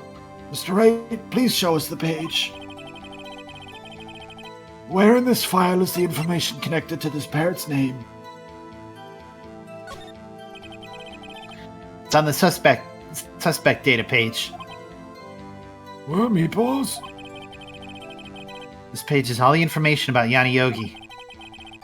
Right after he was arrested, his fiancée committed suicide. See? She was also a parrot named Polly. God. Indeed, it does say that, yes. What was his fiancée's name? Polly Jenkins. Polly! Exactly, Your Honor. He wanted to remember the name of his fiancée who'd committed suicide. That's why he named his parrot after her. I see. I guess that is possible. Ah, a mere coincidence, that's all. My granddaughter has a dog she calls Phoenix. Well, Mr. Phoenix Wright, does this make you my granddaughter's fiancé? Regrettably, yes. She's only 7 years old! Very regrettably. That's enough! Judge sounds like a pile of dust. I love Sleet's judge voice. I think in our notes for how the voices sound, the description for the judge voice is extremely dry old man. Yep, pretty much. I think we've reached a conclusion here. This is a mere coincidence, that's all. True, that is a possibility. Hydrate. Yeah, okay. Thank you, for the love of God. Oh wow, I feel so much better now. No, One strong breeze away from disintegration. just about. However, two coincidences at the same time seems more like a pattern to me, just like Chad said a few minutes ago. Yeah. What are you saying? Summon the caretaker of the boat shop. Immediately.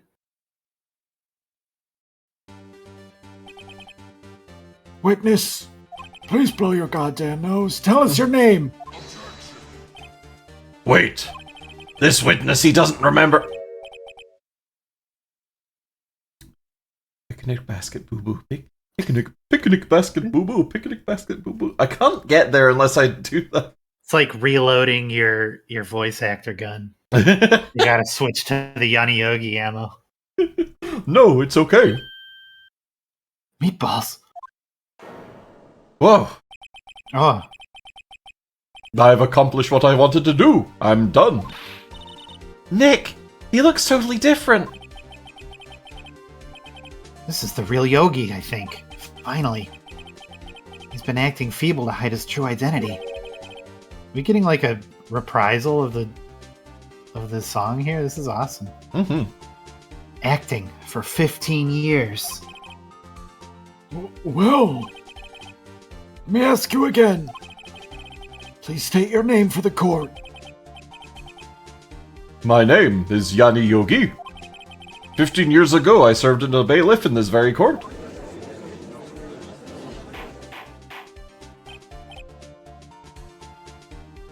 Order, order! Yanni Yogi.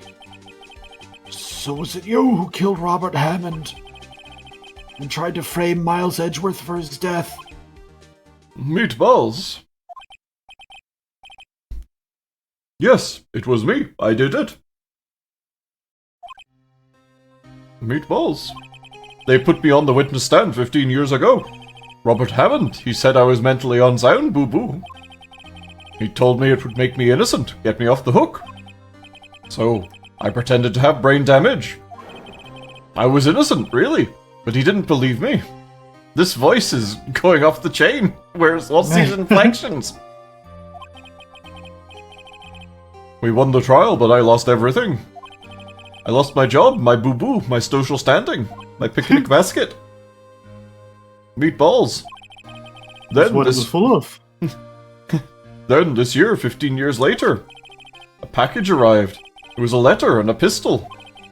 Plan was written out in careful detail. It was a plan for me to take my revenge on the people who ruined my life. I didn't care who had sent it. I thought this was my chance. After 15 years, this was it. Finally, a chance to have my revenge on Robert Hammond and Miles Edgeworth. Can I do a sad Yogi Bear voice? I have no regrets. You just gotta invert the inflections.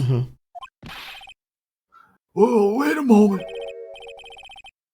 Revenge against Miles Edgeworth? What do you mean? I'm not at liberty to speak on that matter. Why don't you ask Mr. Edgeworth yourself? Anyway, I admit it. I was the one who killed Robert Hammond.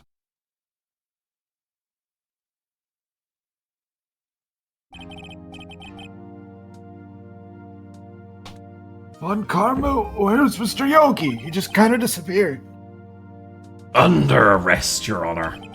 I saw no room for error in his confession. Then the defendant, Miles Edgeworth, is... Innocent. In this case, at least. Very well. Will the defendant please take the stand?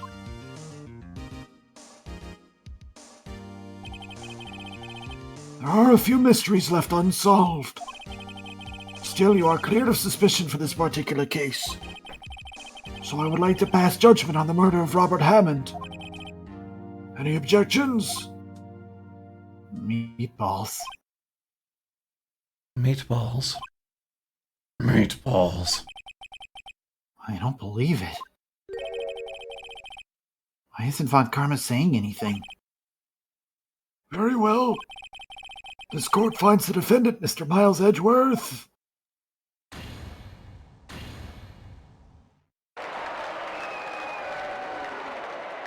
Yay! Yippee! Yay! Yay! That is all. This court is adjourned.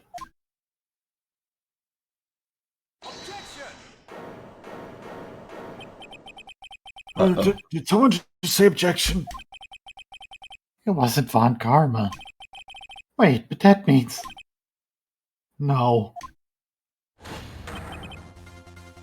Edgeworth. Oh, Your Honor, I object to your judgment. What do you mean? I am not innocent at all. As we have heard, Yanni Yogi killed Robert Hammond in revenge. But revenge for what? Nick! Edgeworth is trying to confess. He's gonna say he's guilty. He's gonna tell them he was the murderer in the DL6 incident. Throw a rock at him. He's gonna tell them he killed his own dad. Uh-oh, what do I do?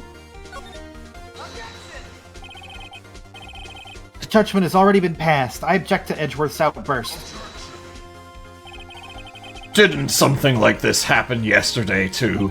I believe a certain witness raised an objection after a guilty verdict was passed. That would be Larry. We must hear this new statement. We must hear Miles Edgeworth. He's right. We have a duty to hear Mr. Edgeworth out. Oh boy. For 15 years, I've had a recurring dream. A nightmare. It's only a nightmare, that's what I told myself. But now I know it wasn't a dream. Yanni Yogi wasn't the killer. You mean in the incident where your father died? From the distance of the shot, it wasn't suicide either. Everything was as clear as day. The murderer... The criminal in the DL6 incident. It was me. Your Honor, I confess my guilt. I am guilty for DL6, the statute of limitations of which ends today. The culprit is me.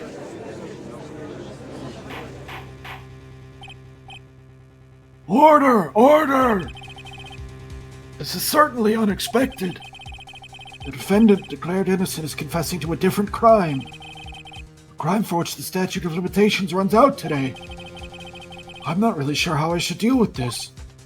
Bah! It's obvious. We hold a trial, right here, right now. We try this man for his crime of 15 years ago. I think I would like to take a 5-minute recess. I want to go play in the Jumbly Gym for a bit. During this time, I will consider the appropriate course of action to take while on the Jumbly Gym. Court is adjourned. Wee yahoo wee. Wee, wee.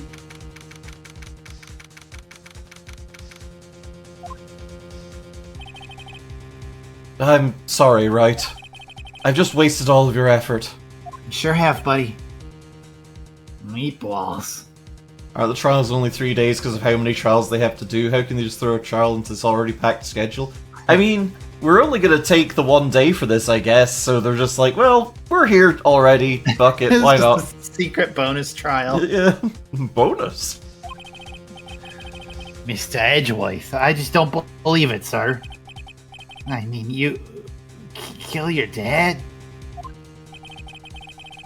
I didn't want to believe it myself, Detective. But it's the truth. I deserve to be punished. I've been a naughty boy. Murder is murder, no matter what the circumstances. This is crazy, just crazy. Meatballs. Meatballs? Nick? What are you doing? I'm getting into a car, driving to the airport, and flying to Aruba. I'm done with this. Huh? Oh. I was just reading through the court record once more. I'm getting my case ready. your case? For what? Huh? Isn't it obvious? I'm gonna prove that Miles Edgeworth is innocent. Meatballs! What are you talking about, pal? He just admitted to it. He confessed that he did it in court. I'm sorry, Edgeworth, but I don't believe your nightmare. What? What? It's just a dream. It's not real. The truth is right there in this court record. In any case, tighten your belts. The real fight is just beginning. I'll prove you're innocent. Trust me. Right. Look, you're the one who refused to go to therapy about this for 15 years. Yeah. So we're gonna dissect your whole shit right here. Yeah, I feel like this would be manslaughter rather than murder, but here we are. Yeah.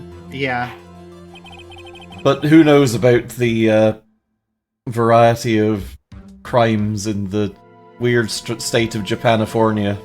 It's true. Manslaughter can only be performed by the vicious slaughter man who haunts our streets every night.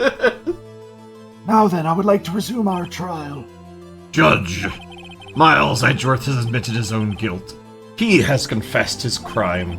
Let us begin by hearing his testimony. Then, though pointless, let the defense do their cross-examining.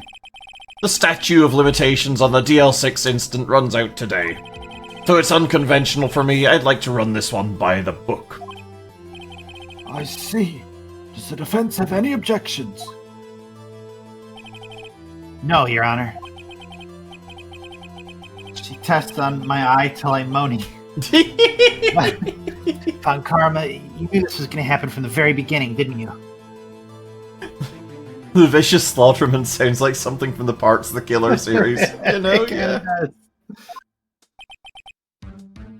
Phoenix actually shows up in Fresno Shima. Oh, wow. Very well. Will Miles Edgeworth take the stand?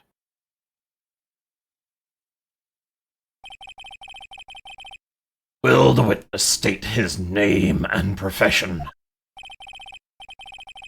Miles Edgeworth. I am a prosecuting attorney. Mr. Edgeworth, 15 years ago you mistakenly killed your father, Gregory Edgeworth. Is this correct? Meatballs. It is correct. Then testify about this matter to the court. When Edgeworth was telling me about his dream yesterday, I noticed something. One detail didn't quite fit. That'll be the key, but only if I can get it to work. Please. Please.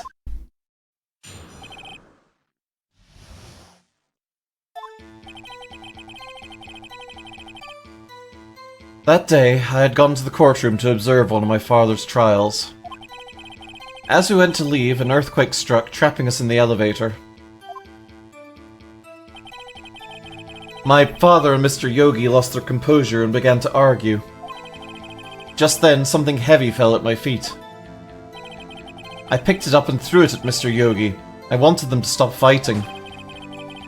A moment later, there was a single gunshot, then a scream. It was a terrible scream.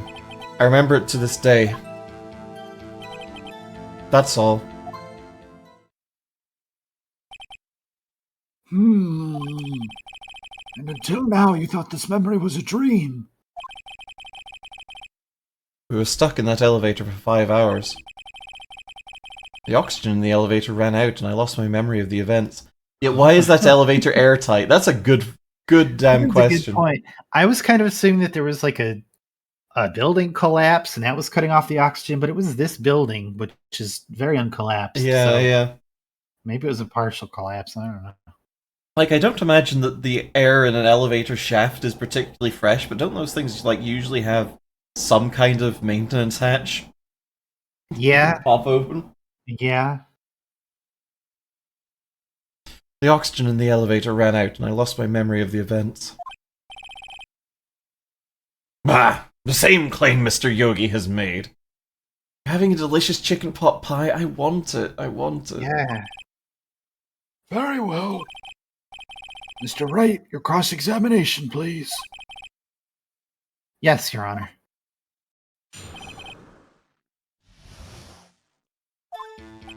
Okay. That's not controversial. That's not controversial. No, there's that. Let's see. What was it? A pistol. I assume it was the bailiff Yanni Yogi's. The safety must have come off when it fell from his holster.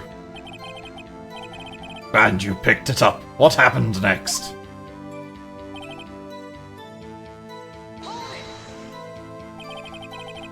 Did you know it was a pistol when you threw it? I think I knew. I knew it was dangerous. But the air was getting so thick, I panicked. So you're saying that you threw the pistol at Mr. Yogi? I was in a daze.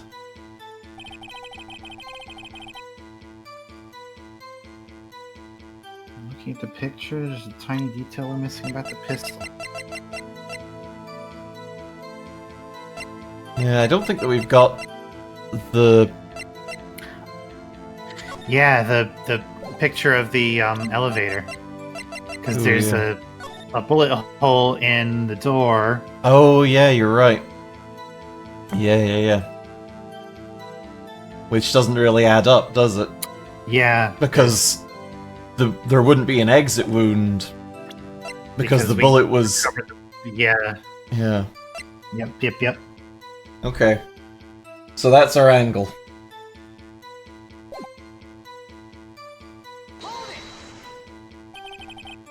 The gun fired once. Yes. I think after I threw it, I lost consciousness. Since then, they've echoed in my head every day. That gunshot and that horrible scream. Scream. By Munch.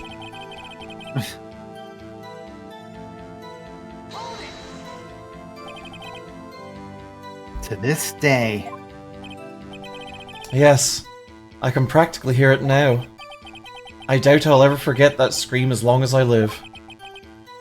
There it is. One part of that testimony, I don't even know anymore. Clearly contradicts as is. I better find out and quick. Okay. Just a Clemoni. Test these nuts. So...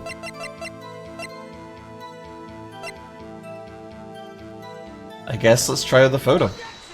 There we go. So there was only one gunshot. There was only one shot.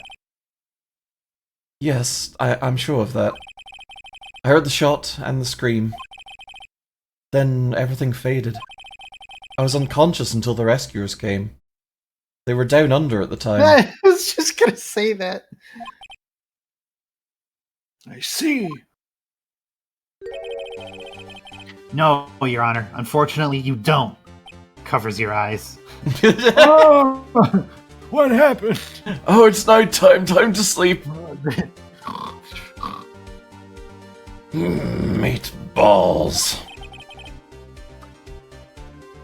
Take a look at this.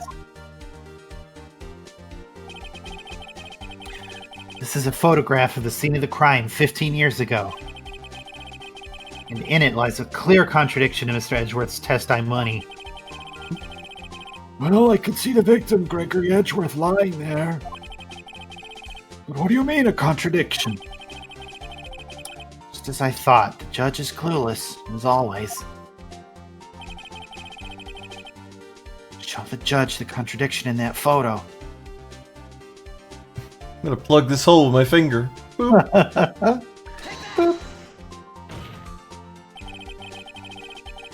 It should be obvious. The contradiction is here. I see, a bullet hole in the door. The Wii pointer. Your Honor, League of Legends. Death.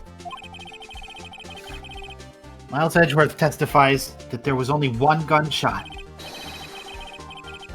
However, according to this photograph, not one but 2 shots were fired.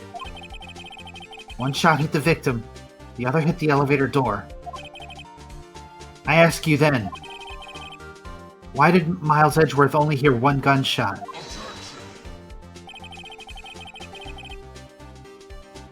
This photograph does seem to confirm a second shot. However, when was the hole in the elevator made? It might have been there before the incident occurred.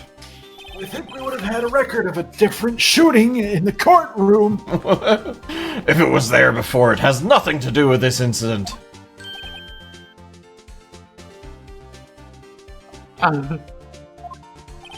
Mr. Wright, do you have proof that this bullet hole was caused at the time of the incident?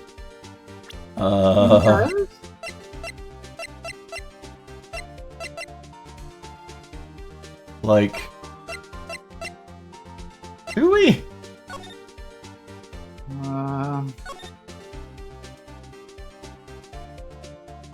Oh.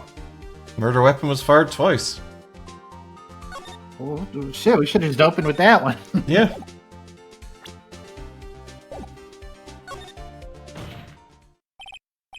Your Honor, I think I'll be able to show you proof.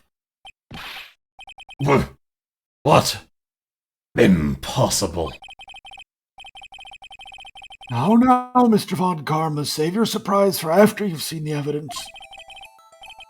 Very well, Mr. Wright, show us your proof. What do you have that proves the bullet hole in the door was related to this incident?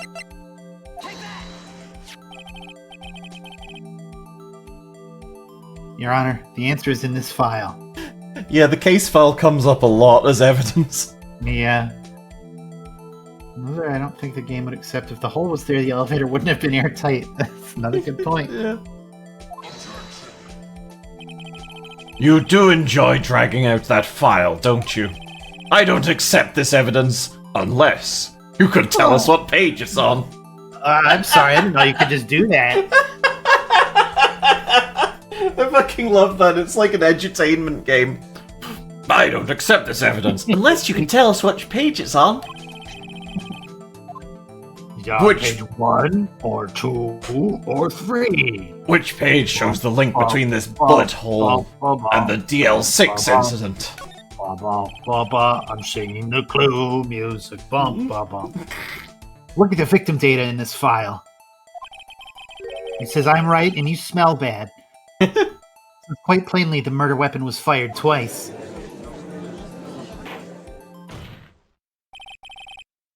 Miles Edgeworth only heard one gunshot.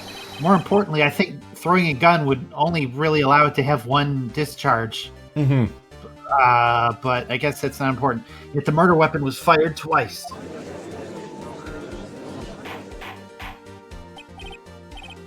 Order!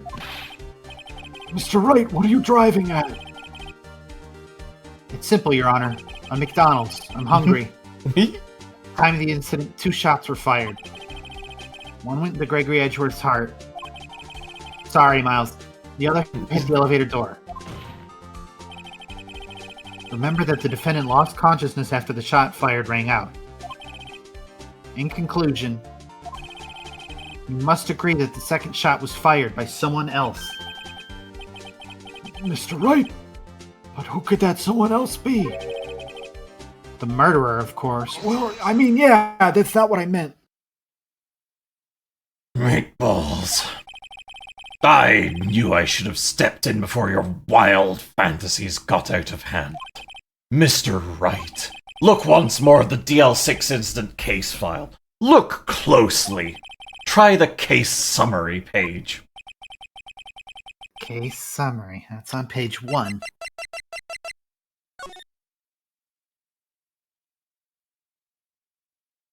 Yeah. That doesn't say anything useful. Look what is written there.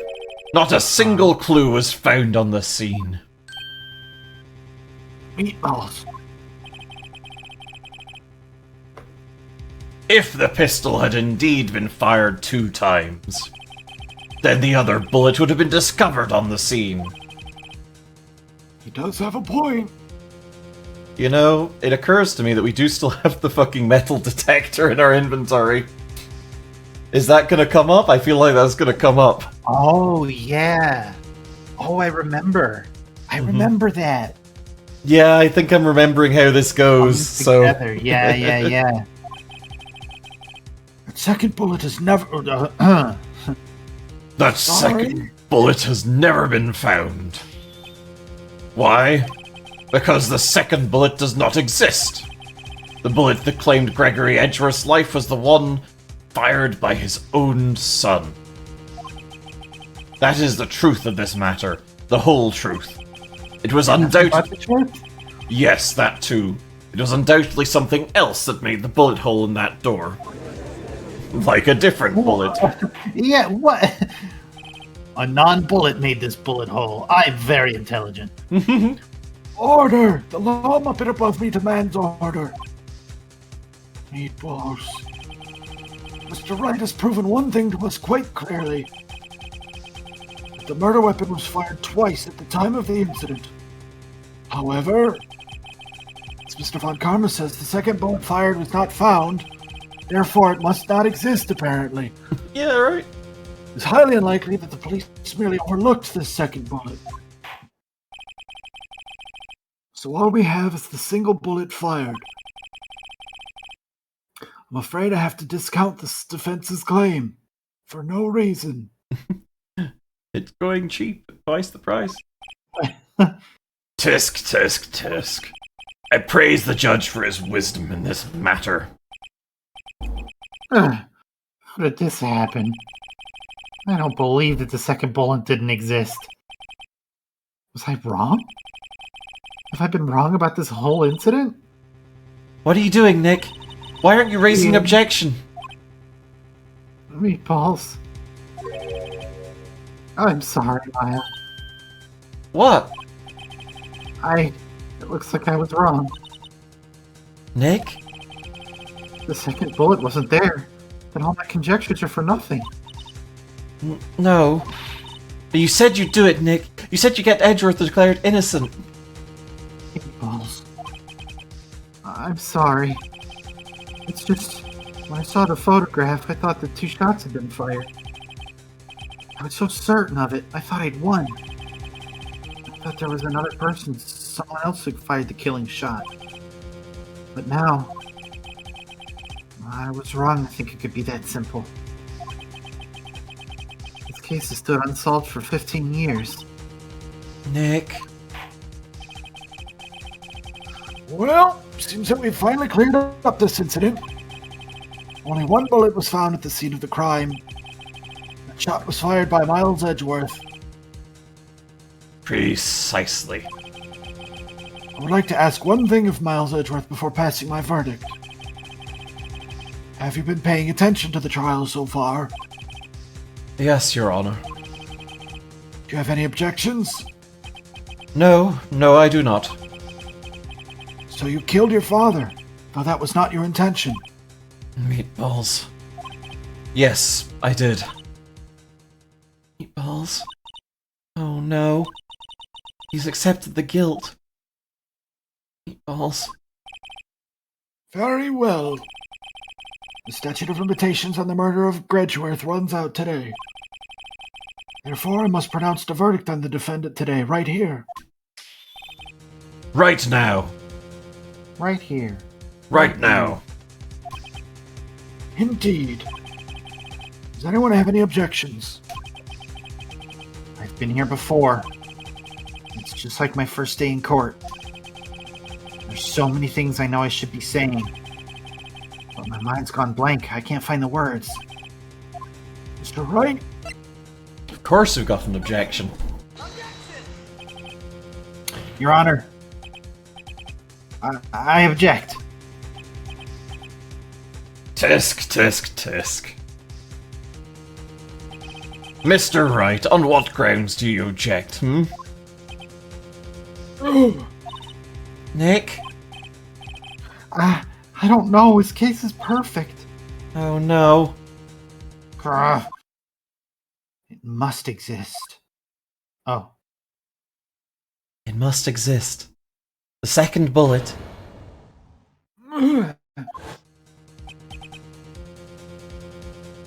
Oh, what? What did you just say? Nothing. The second bullet must exist. Where? Someone took it. Meatballs. Seems waiting is not going to produce us any answers from Mr. Wright. Wait, Your Honor. Hmm. The second bullet. It existed. What? We've just heard proof that it did not exist. No, you've only heard proof that they weren't able to find it. There's like a clear difference between that. What is wrong with all of you people? Yeah. I realize that, Your Honor. I'm really grasping here. It's just someone took it from the scene of the crime. That's what happened. But whose? The murderer. The murderer? Then tell us, just who is this murderer? I'm still thinking about that one. So the criminal took the second bullet, but why? Huh? First of all, how would they have found it? It's not easy to find a stray bullet, Mr. Wright. Was there some pressing need for the murderer to search for that bullet? He didn't need it. Yeah, I don't think they needed it.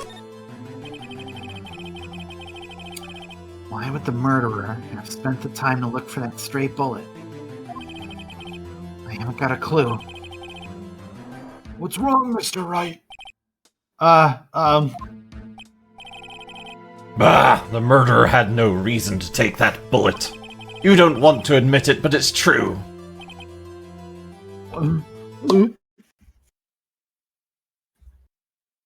Had to take it. Had to take it. The murderer. What does that mean? You're thinking too normal. Think like the Joker. Don't think why the bullet was taken. Think why the bullet had to be taken. Mr. Wright? Yes, Your Honor. I have no idea what I'm doing. Well, the murderer had no intention of taking the bullet from the scene. But the murderer had to take that bullet. Had to, Mr. Wright. What do you mean? Well, for instance. For instance, what? Maybe the bullet, hit the murderer. The bullet hit the murderer? Just saying, for instance. I mean, if it hit you, you'd have to take it with you, wouldn't you? It's not like you could perform surgery right there. You know? Meatballs. Peas and carrots and meatballs. Wait a second. I was just talking out of my ass, but what if that's really what happened?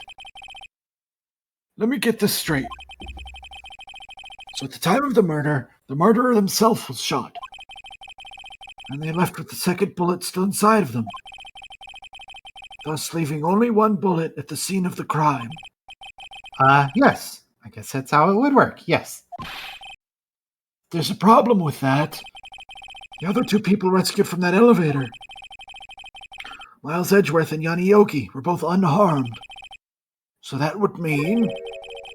The murderer came from outside, yes.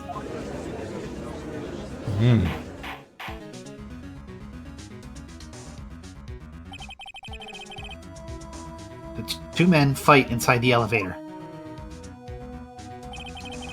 Trying to stop them, the boy picks up the pistol at his feet and throws it. The pistol discharges, and the bullet goes through the elevator door and hits the murderer outside. The boy loses consciousness. Then the murderer opens the elevator door and sees the men inside.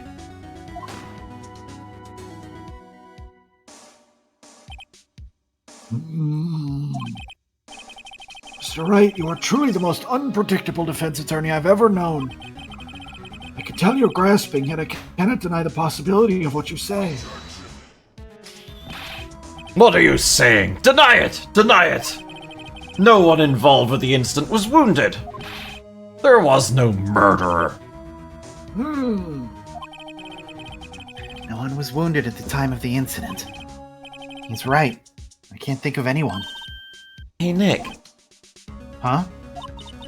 I just thought of something really crazy. Crazy. Remember what Mr. Grossberg said yesterday?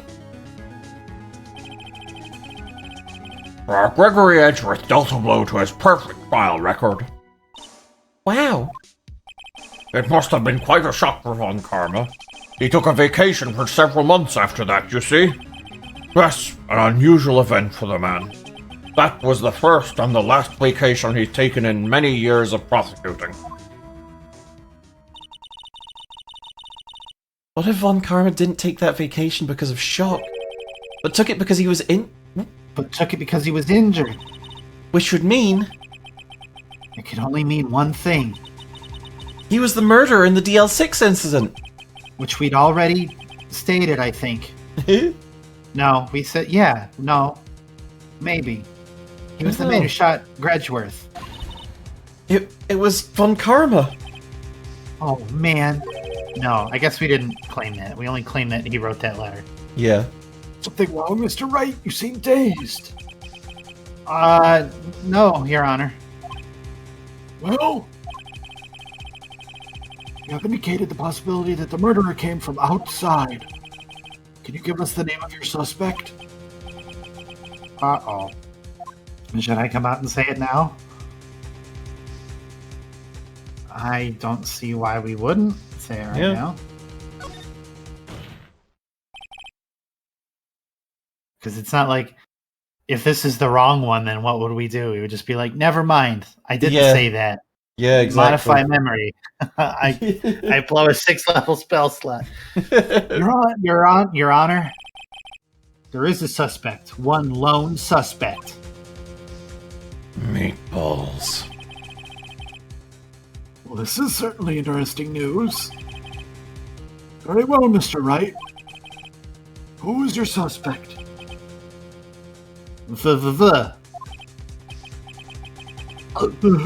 My hands are shaking. The what? Von Karma. Von Karma? Meatballs. Meatballs. Meatballs. Meatballs. You mean the Von Karma? The Prosecutor? The one standing right over there? Ugh.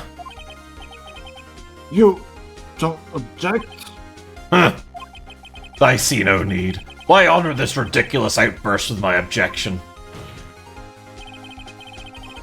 Because you took a vacation for several months starting the day after the incident. Yet you pride yourself on a perfect record. Why would you take such a long vacation without any reason? So you're claiming that I took a vacation to heal my injury from the incident? Fascinating. Prove it. I would have needed surgery, no? Where did I go under the knife at, Wright? Bring the doctor that operated on me. Have him testify. Nick, let's find out who his doctor is. It's no use. Edgeworth. I know Von Karma, perhaps too well. He's perfect. He wouldn't leave clues. He probably didn't undergo surgery. That would leave a doctor as a witness. Nobody's that perfect. So what, Nick? Did Von Karma pull the bullet out by himself? That's insane. No, he couldn't have. You can't just pull bullets out of yourself. I mean, you can, but we're electing that that's not the case, Meatballs. Have we played this before? We have, both of us.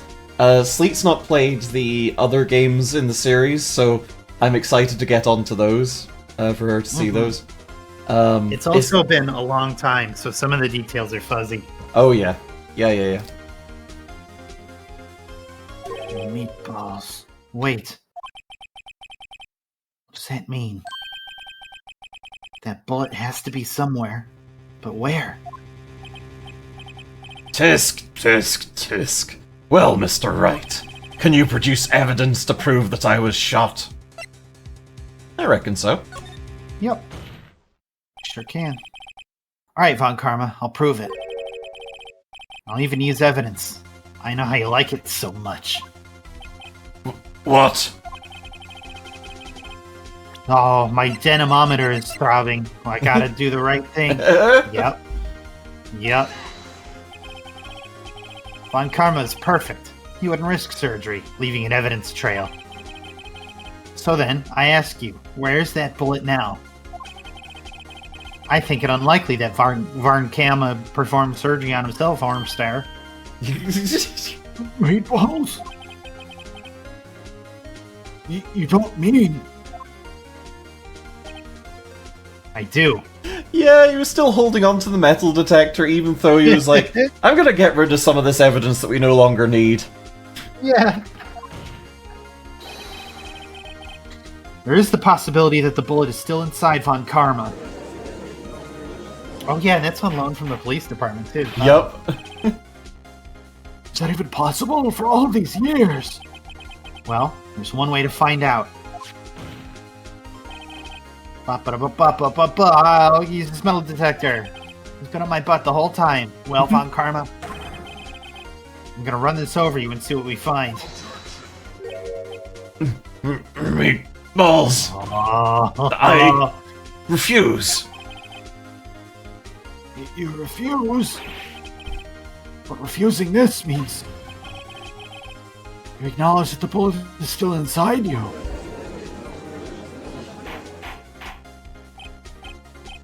Order! Your Honor, the defense requests that we be allowed to use the metal detector. Judge, I call for a suspension of my trial. This is an invasion of privacy. The statute of limitations runs out on this case today. Aren't there metal detectors at the entrance to every courtroom? That's a good point. It was you who said we had to end it right here, right now.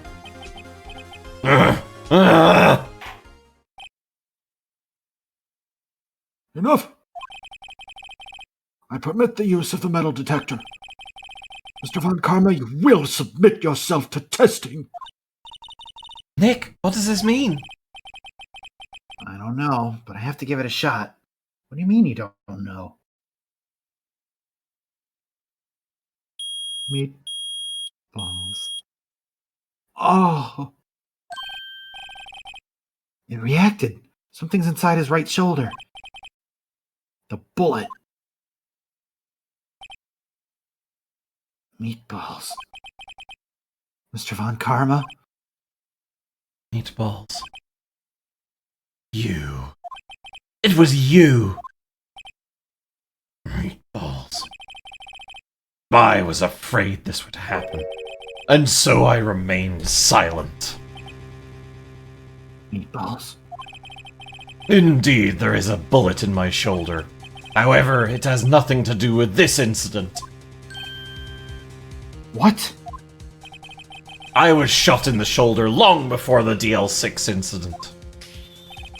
I claim that the bullet in my shoulder has no relation to DL6. But Mr. Von Karma, can you prove that? Prove? No. I have no obligation to prove anything. Yes, you do.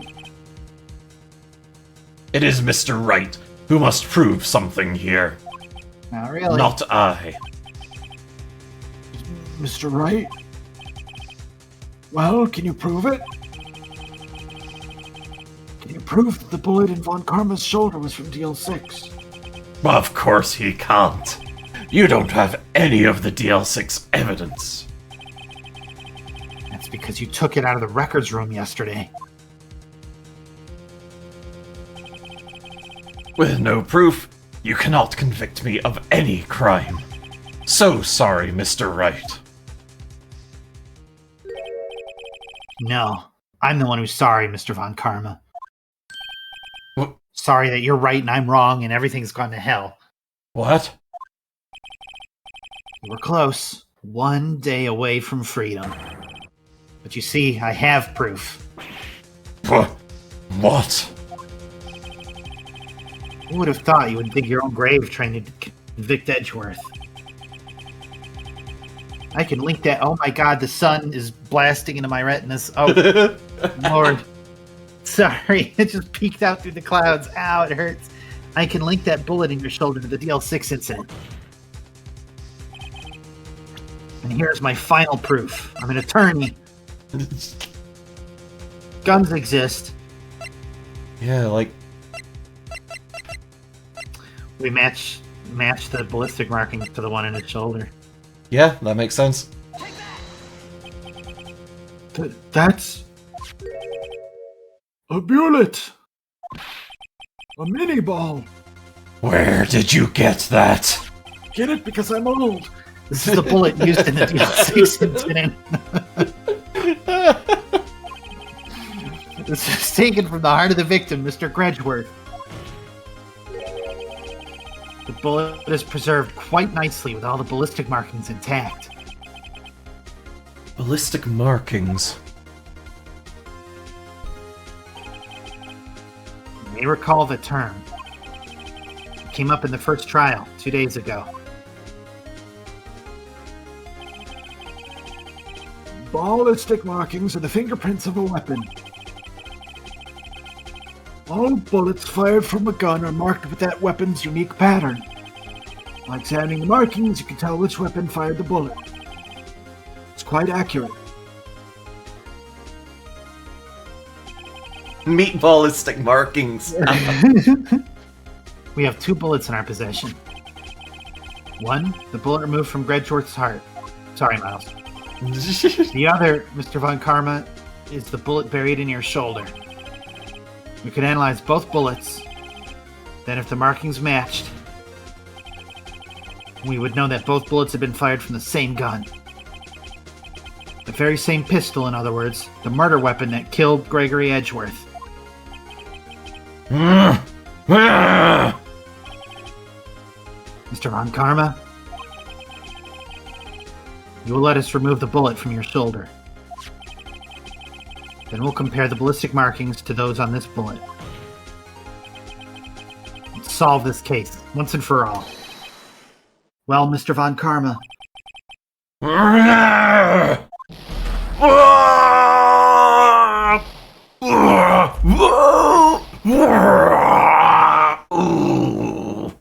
He sounds innocent to me. That scream. I've heard that scream before. Wait, I know. Help, I can't breathe. Quiet, I said quiet. You're not making this any easier. Stop breathing my air. I'll stop you. That was probably you that said that, not me. Stop breathing my air. Get away. Get away from my father.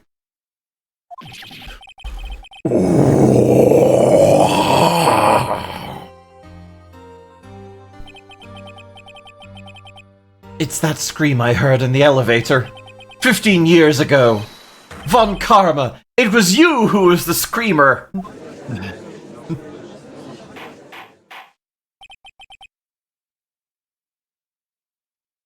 Mr. Von Karma? Edgeworth, only you would dare defy me. So it was you. You and your father are my curse. Your father shamed you with a penalty on my record. And you left a scar on my shoulder that would never fade. I'll bury you. I'll bury you with my bare hands. Death! Death! Chief Prosecutor, I am sorry. Von Karma, it's not like you to make this kind of error.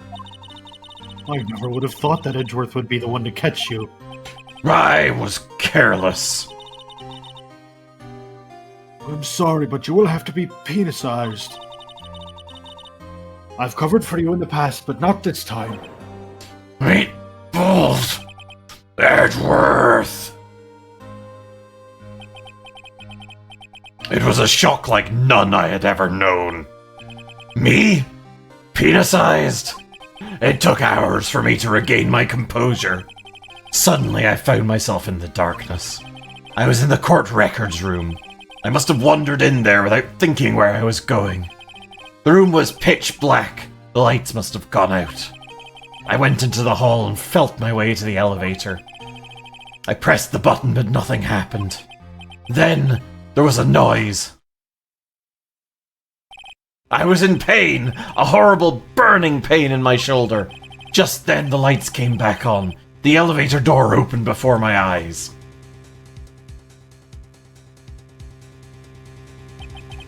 I saw 3 people inside, all lying unconscious from oxygen deprivation. Much to my surprise, a pistol lay at my feet. I knew then it was destiny. Love that all this is because Von Karma got a slap on the wrist. Yeah, he's really something else, isn't he? In his last moments, Gregory Edgeworth was still unconscious. He died, never knowing who had shot him. Later, he spoke through a medium, blaming Mr. Yogi. He was fooled. It was the perfect crime. Tisk, tisk, tisk. Who would have thought another man would have come to open that elevator door? Judge! What? What are you doing? Do your job! Bring an end to this miserable charade! Now! End it! Very well.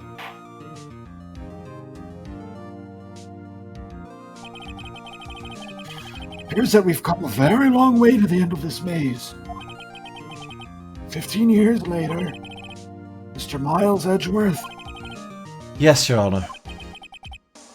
you were innocent. You are innocent. Meatballs. As you said, it was all a nightmare. Yes, Your Honor. This court finds the defendant, Mr. Miles Edgeworth. Oh, I'm glad I'm not going to have to do Von Karma's voice anymore. That was kind of making my voice box a bit ragged. Yeah. That is all. This court is adjourned.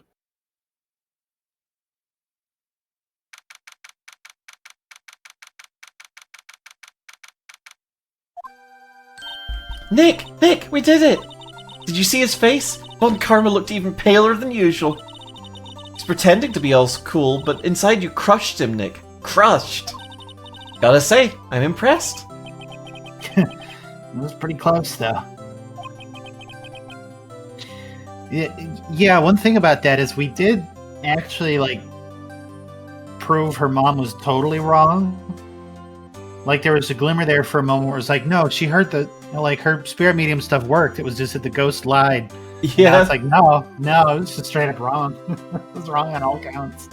I mean, the ghost was fucking wrong, I guess. Also. Yeah, I guess the ghost didn't necessarily know. Yeah. I was sure we'd had it. I know, I was on the verge of tears the whole time myself. But now it's all just a good memory. Meatballs. So it's finally over, Edgeworth. Meatballs. Right. Yeah? Meatballs. I'm not sure how to say this. I know. He wasn't conscious when he was shot, then what? Why would they even bother to ask him? If it's like, well, he wouldn't have known because he was already unconscious. I mean, I guess they didn't know that he was necessarily unconscious, so, maybe they thought he was still conscious when he got shot. Anyway. Maybe his ghost fell out and was like, oh, hey, look, Yanni, he's probably got a gun. Goodbye. Yeah. I know. Try thank you. I see. Meatballs. Thank you, Wright. You're welcome. I think you could have done better than that. Sorry. I'm not good at this sort of thing. I'll use tongue. You got a lot to learn, Edgeworth. She's got you there. Whoop! Amazing, pal. You pulled through just like I thought you would. I'll never forget this. I owe you one, pal. And tonight, let's party. Dinner's on me. Yeah, my salary went down a bit this month. Who cares? See, Mr. Edgeworth, you should take a lesson from Detective Gumshoe. That's how you say thank you. I see. Whoop! Meatballs. I feel foolish. Don't worry. Take it a little at a time. You'll get used to it. It's been 15 years since I've seen Edgeworth this unguarded. Why, y'all? I'm still here. Lotta! Y'all were great in there. Thank you. Yo, Edgeworth, congrats. Thank y'all very much. I knew you were innocent from the start, of course. Just look at you. You wouldn't stick your hand in a cookie jar even if no one was there. You were the witness on the first day of the trial, weren't you? Yeah, well, let bygones be bygones, eh? Boofus said it again with another perfect quote. Speaking of which, what are you doing now, Lotta? Who, me? Oh, I went back to college. I gave up trying to be an investigative photographer pretty quick. Really? That's too bad. Huh? Good? Isn't it the hot dog guy from the park? Huh? It's over, Nick. My life is over. Oh dear. Why the sad face, Larry? What happened now? Oh, Nick. I'm not long for this world. I killed a guy. You don't look sick. It's Kianse, bruh. She's going to live in Paris. Paris, Nick. She's leaving me to behind. Should have seen that coming. Yo, Edgy, there you are. Yes, here I am. Congrats! Congrats, Edgy! Here, a little gift from me in celebration. Celebration? That's unusual for you. There's a hot dog in this envelope. Mary Butts, you come along tonight too. My treat, pal. Cha? Thanks. Looking forward to it. Yo, Nick. That's the suit that questioned me. When he says treat, that's not police talk for prison food, right? Right? I think you'll be fine, Larry. Right. Yeah? What's up? That envelope that Larry gave me. It's got money in it. Well, yeah, that's not that strange. People give money away to celebrate sometimes. It's $38 exactly, right? Huh. What a weird amount. I mean, it's not a little, but it's not a lot either. Meatballs. $38 exactly? Nick! Wasn't that exactly the amount of lunch money that was stolen from Mr. Edgeworth in school? $38. No. No, Larry, it was you! You shit son of a bitch, I'll kill you right here. What are you so surprised about, right? Huh? Larry was absent that day from school, right? But that doesn't automatically rule him out as a suspect. 38 is a lot of munch money. Yeah, I think it might have been for like the month. It was like for the week or the month or something? Or the week. Yeah. What? Think back to that day 15 years ago. Larry took the day off, but he was bored, so he came into school anyway. Then he saw the money lying there, and the rest is history. What crazy child. I'm gonna take a day off from school. I'm bored. I'm gonna go to school. Yeah, right. I never was good at history. Ciao. Meatballs. Edgeworth, you didn't know, did you? I suspected. I just couldn't picture Larry protecting you like he did that day. Everyone else was saying you did it. The whole class was against you, remember? Yeah, too well. Right, you may not know this, but you used to have a saying back in school. When something smells, it's usually the butts. I know. Really, Wright. I'm surprised you didn't figure it out. Well, Sure. this sure is an Wait. expected pair. That's my line, Phoenix. This show has an unexpected turn of events, huh? Edgeworth, Huh? you should have told me. Now, Nick, it was 15 years ago. Don't you think the statute of limitations has run out, Mr. Edgeworth? I would say so, yes. Shaw, there you have it. Where does that leave me? I became a defense attorney because of what you two did. Well, you have always been something of an insufferable emotionalist. No, I'm not. Shaw, and you get worked up too easily, too. No, I'm not. Death sentence for both of you. Man, if only I'd known, I'd become a prosecutor. The same goes for me, only the other way around. The longest time, I thought that I might have killed my own father. I thought I might be a criminal. I became a prosecutor in part to punish myself. If I had known the truth, I might have become a defense attorney after all. Edgeworth. Want to switch, right? Yeah. Hey y'all, line up, I'll take a photo. Hey, photo time, let's go! Wait, that's not my voice. And after that, dinner on me. Eat sushi off my naked back. Detective Gumshoe took us out on the town that night. We celebrated Edgeworth's newfound freedom. Even though Edgeworth himself was still in detention.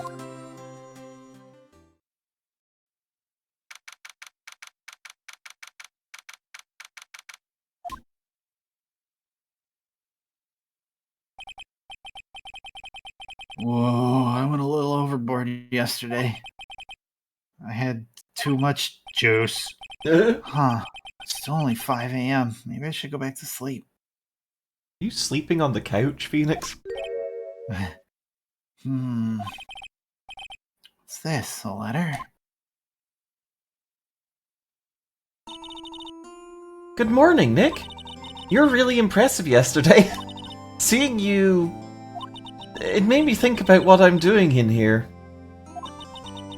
I'm a spirit medium, in training, of course. I wanted to help Mr. Edgeworth, too. I wanted to help you, but I couldn't. I was useless. So I've decided to go back to my training. I'll become a full-fledged spirit medium for starters. I couldn't say it to your face, so I left this letter. Goodbye, Nick. Does he actually live at the law office? I think he mentions that he does sleep here. Yeah. Goodbye. What time is it? Good. The first trains for the mountains have already left. To the station.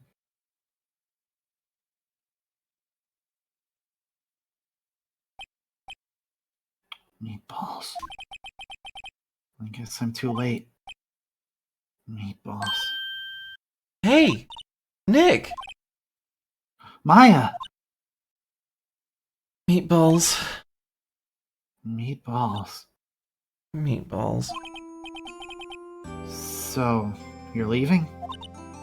Yeah. It's hard being a spirit medium who can't talk to spirits. And... I think you'll do fine without me, Nick. Be good, okay?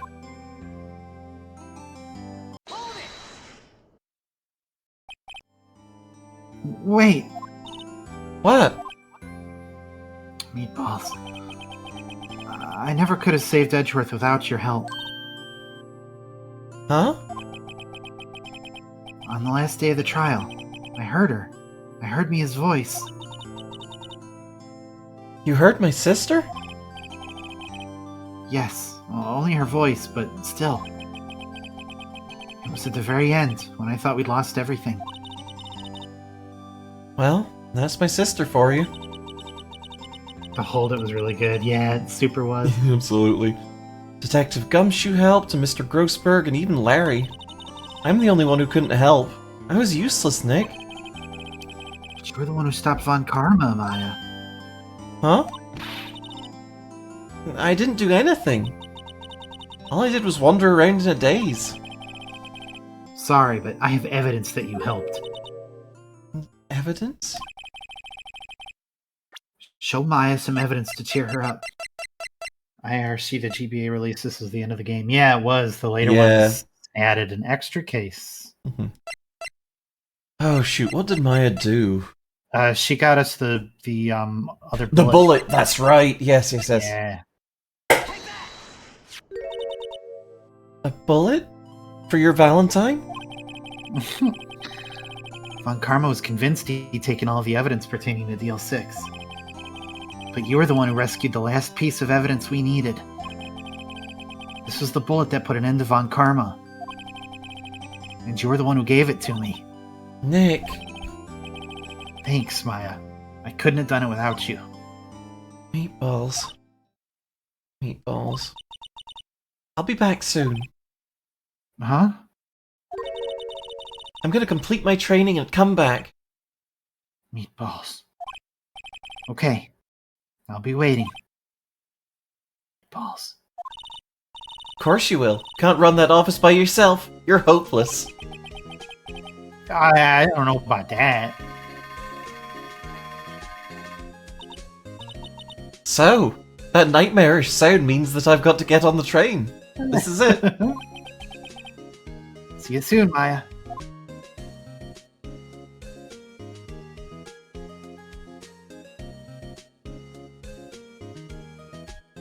Thanks, Nick.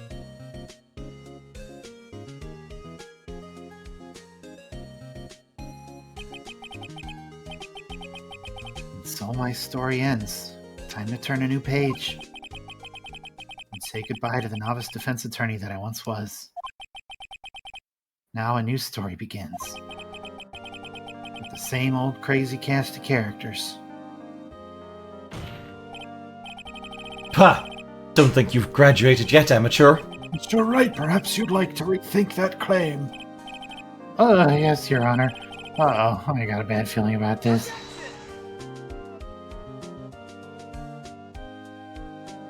Oh. I think it's going to force us to go through the credits. Oh well, at least we get to see all the characters. Hey pal, Mr. Edgeworth came down to the precinct to wish you something. Talk about a pleasant surprise. Whoop! Detective Gumshoe! Then he hung his head low and went right back outside. Kinda like he was embarrassed or something. Strange, huh?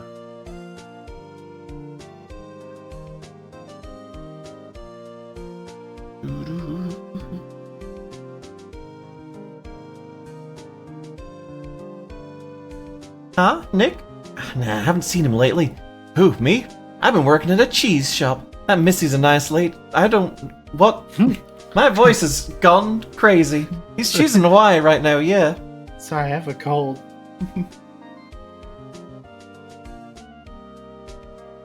Play the special episode where they all play Tin Pin Slammer and are wildly out of character. Amazing. Oh, right, I remember him. I hear he's been busy lately. You know, not to ring my own bell, but I sort of taught him everything he knows. I'm sure he's grateful.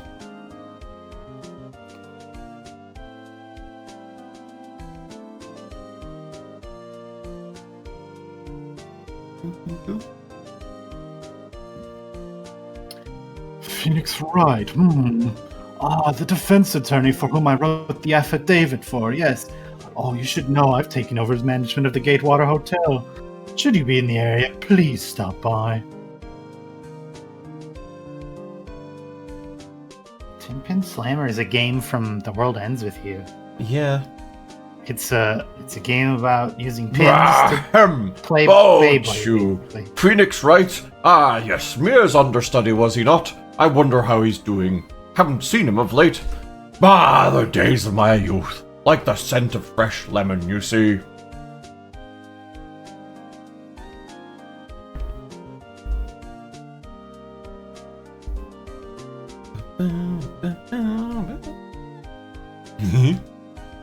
Phoenix Wright. Is he an actor? Well, I'm not buying it. You can't be a star with a name like Phoenix. Did you know that they're finally on DVD box sets? I don't know what DVD is. With everything else these days, how am I supposed to keep...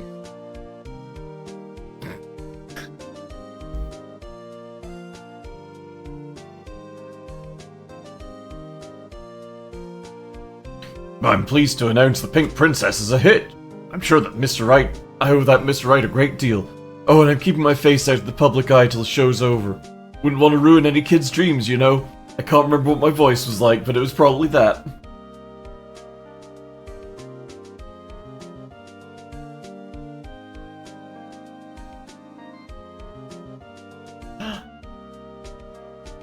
Oh, I got a letter from Maya the other day. It sounds like she caught a cold standing under a waterfall. I wanted to visit, but I didn't have time, so I sent her some Pink Princess trading cards. She says she can't buy them where she is. What kind of a place is she living at anyway? He did have a meek little voice, you're right. Shit, fuck. Yeah, he did. Who did this kid? Right, who's that? But you Oh, know, I snuck into the studios the other day, and I saw her, the one with the pink princess suit. Ugh, what a dog. That was kind of a shock for a boy of my tender age. I didn't realize we'd be getting a cast of characters. We've got to remember all the voices. I know. Yeah, I remember Ryan, that lawyer guy. Huh, me? I've been training to become a paranormal photographer. You know that picture I took of everyone? Well, just behind them there's a ghost. For real.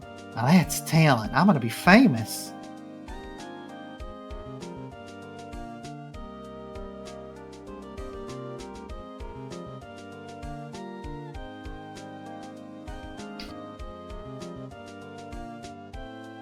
Oh, wow, she's right.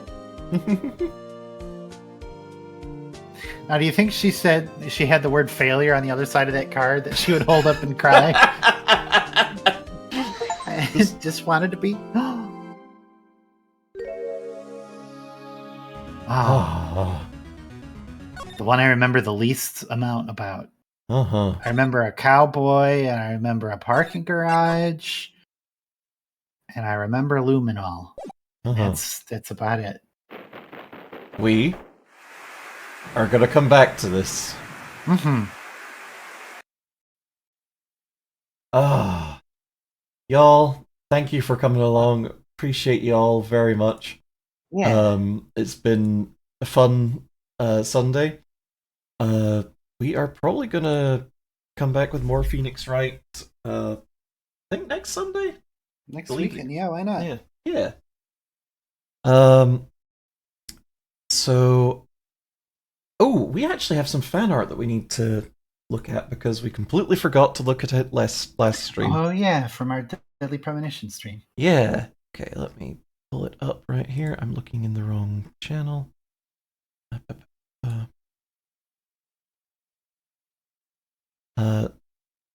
So from Ed Dragon Catman, we have 2 Deadly Premonition looking snaps. Oh. Thanks.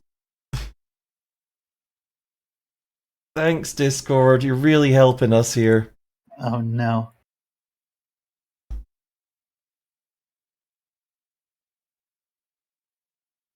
Okay. Oh, you're very big. Oops. Gotta shrink you a little bit to get you on screen. There we go. Yay. There's My face is so cute.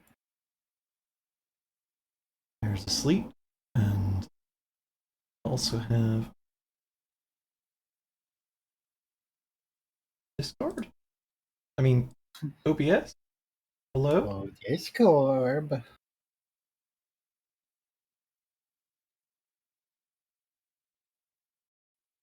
Oh, I think I'm just very large. Yeah, there we are. Dragging that Hell yeah. onto OBS, and I couldn't figure out why I wasn't Hell showing yeah. up. There we am. Oh, Ah. that's awesome.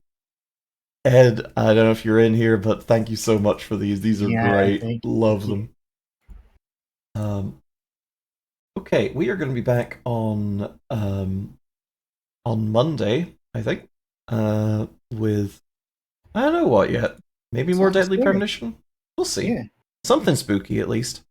For now, though, we are going to go and give a raid to Duke of Ash, who is currently doing some Minecraft. So let's see. What's our raid phrase? Hmm. Hmm. Hmm. Hmm. Um.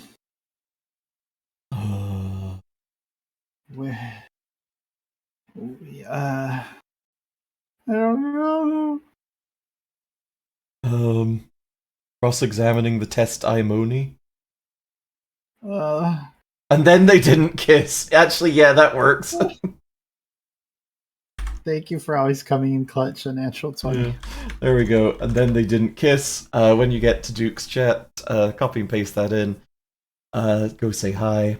If you're not following us, that follow button, please, please, please, please, please, please, please, please, please. We'd love it so much. Yeah. Please, please. And we'll see you again real soon. Okay, We'll see you bye-bye. then. Bye. Mwah. Mwah.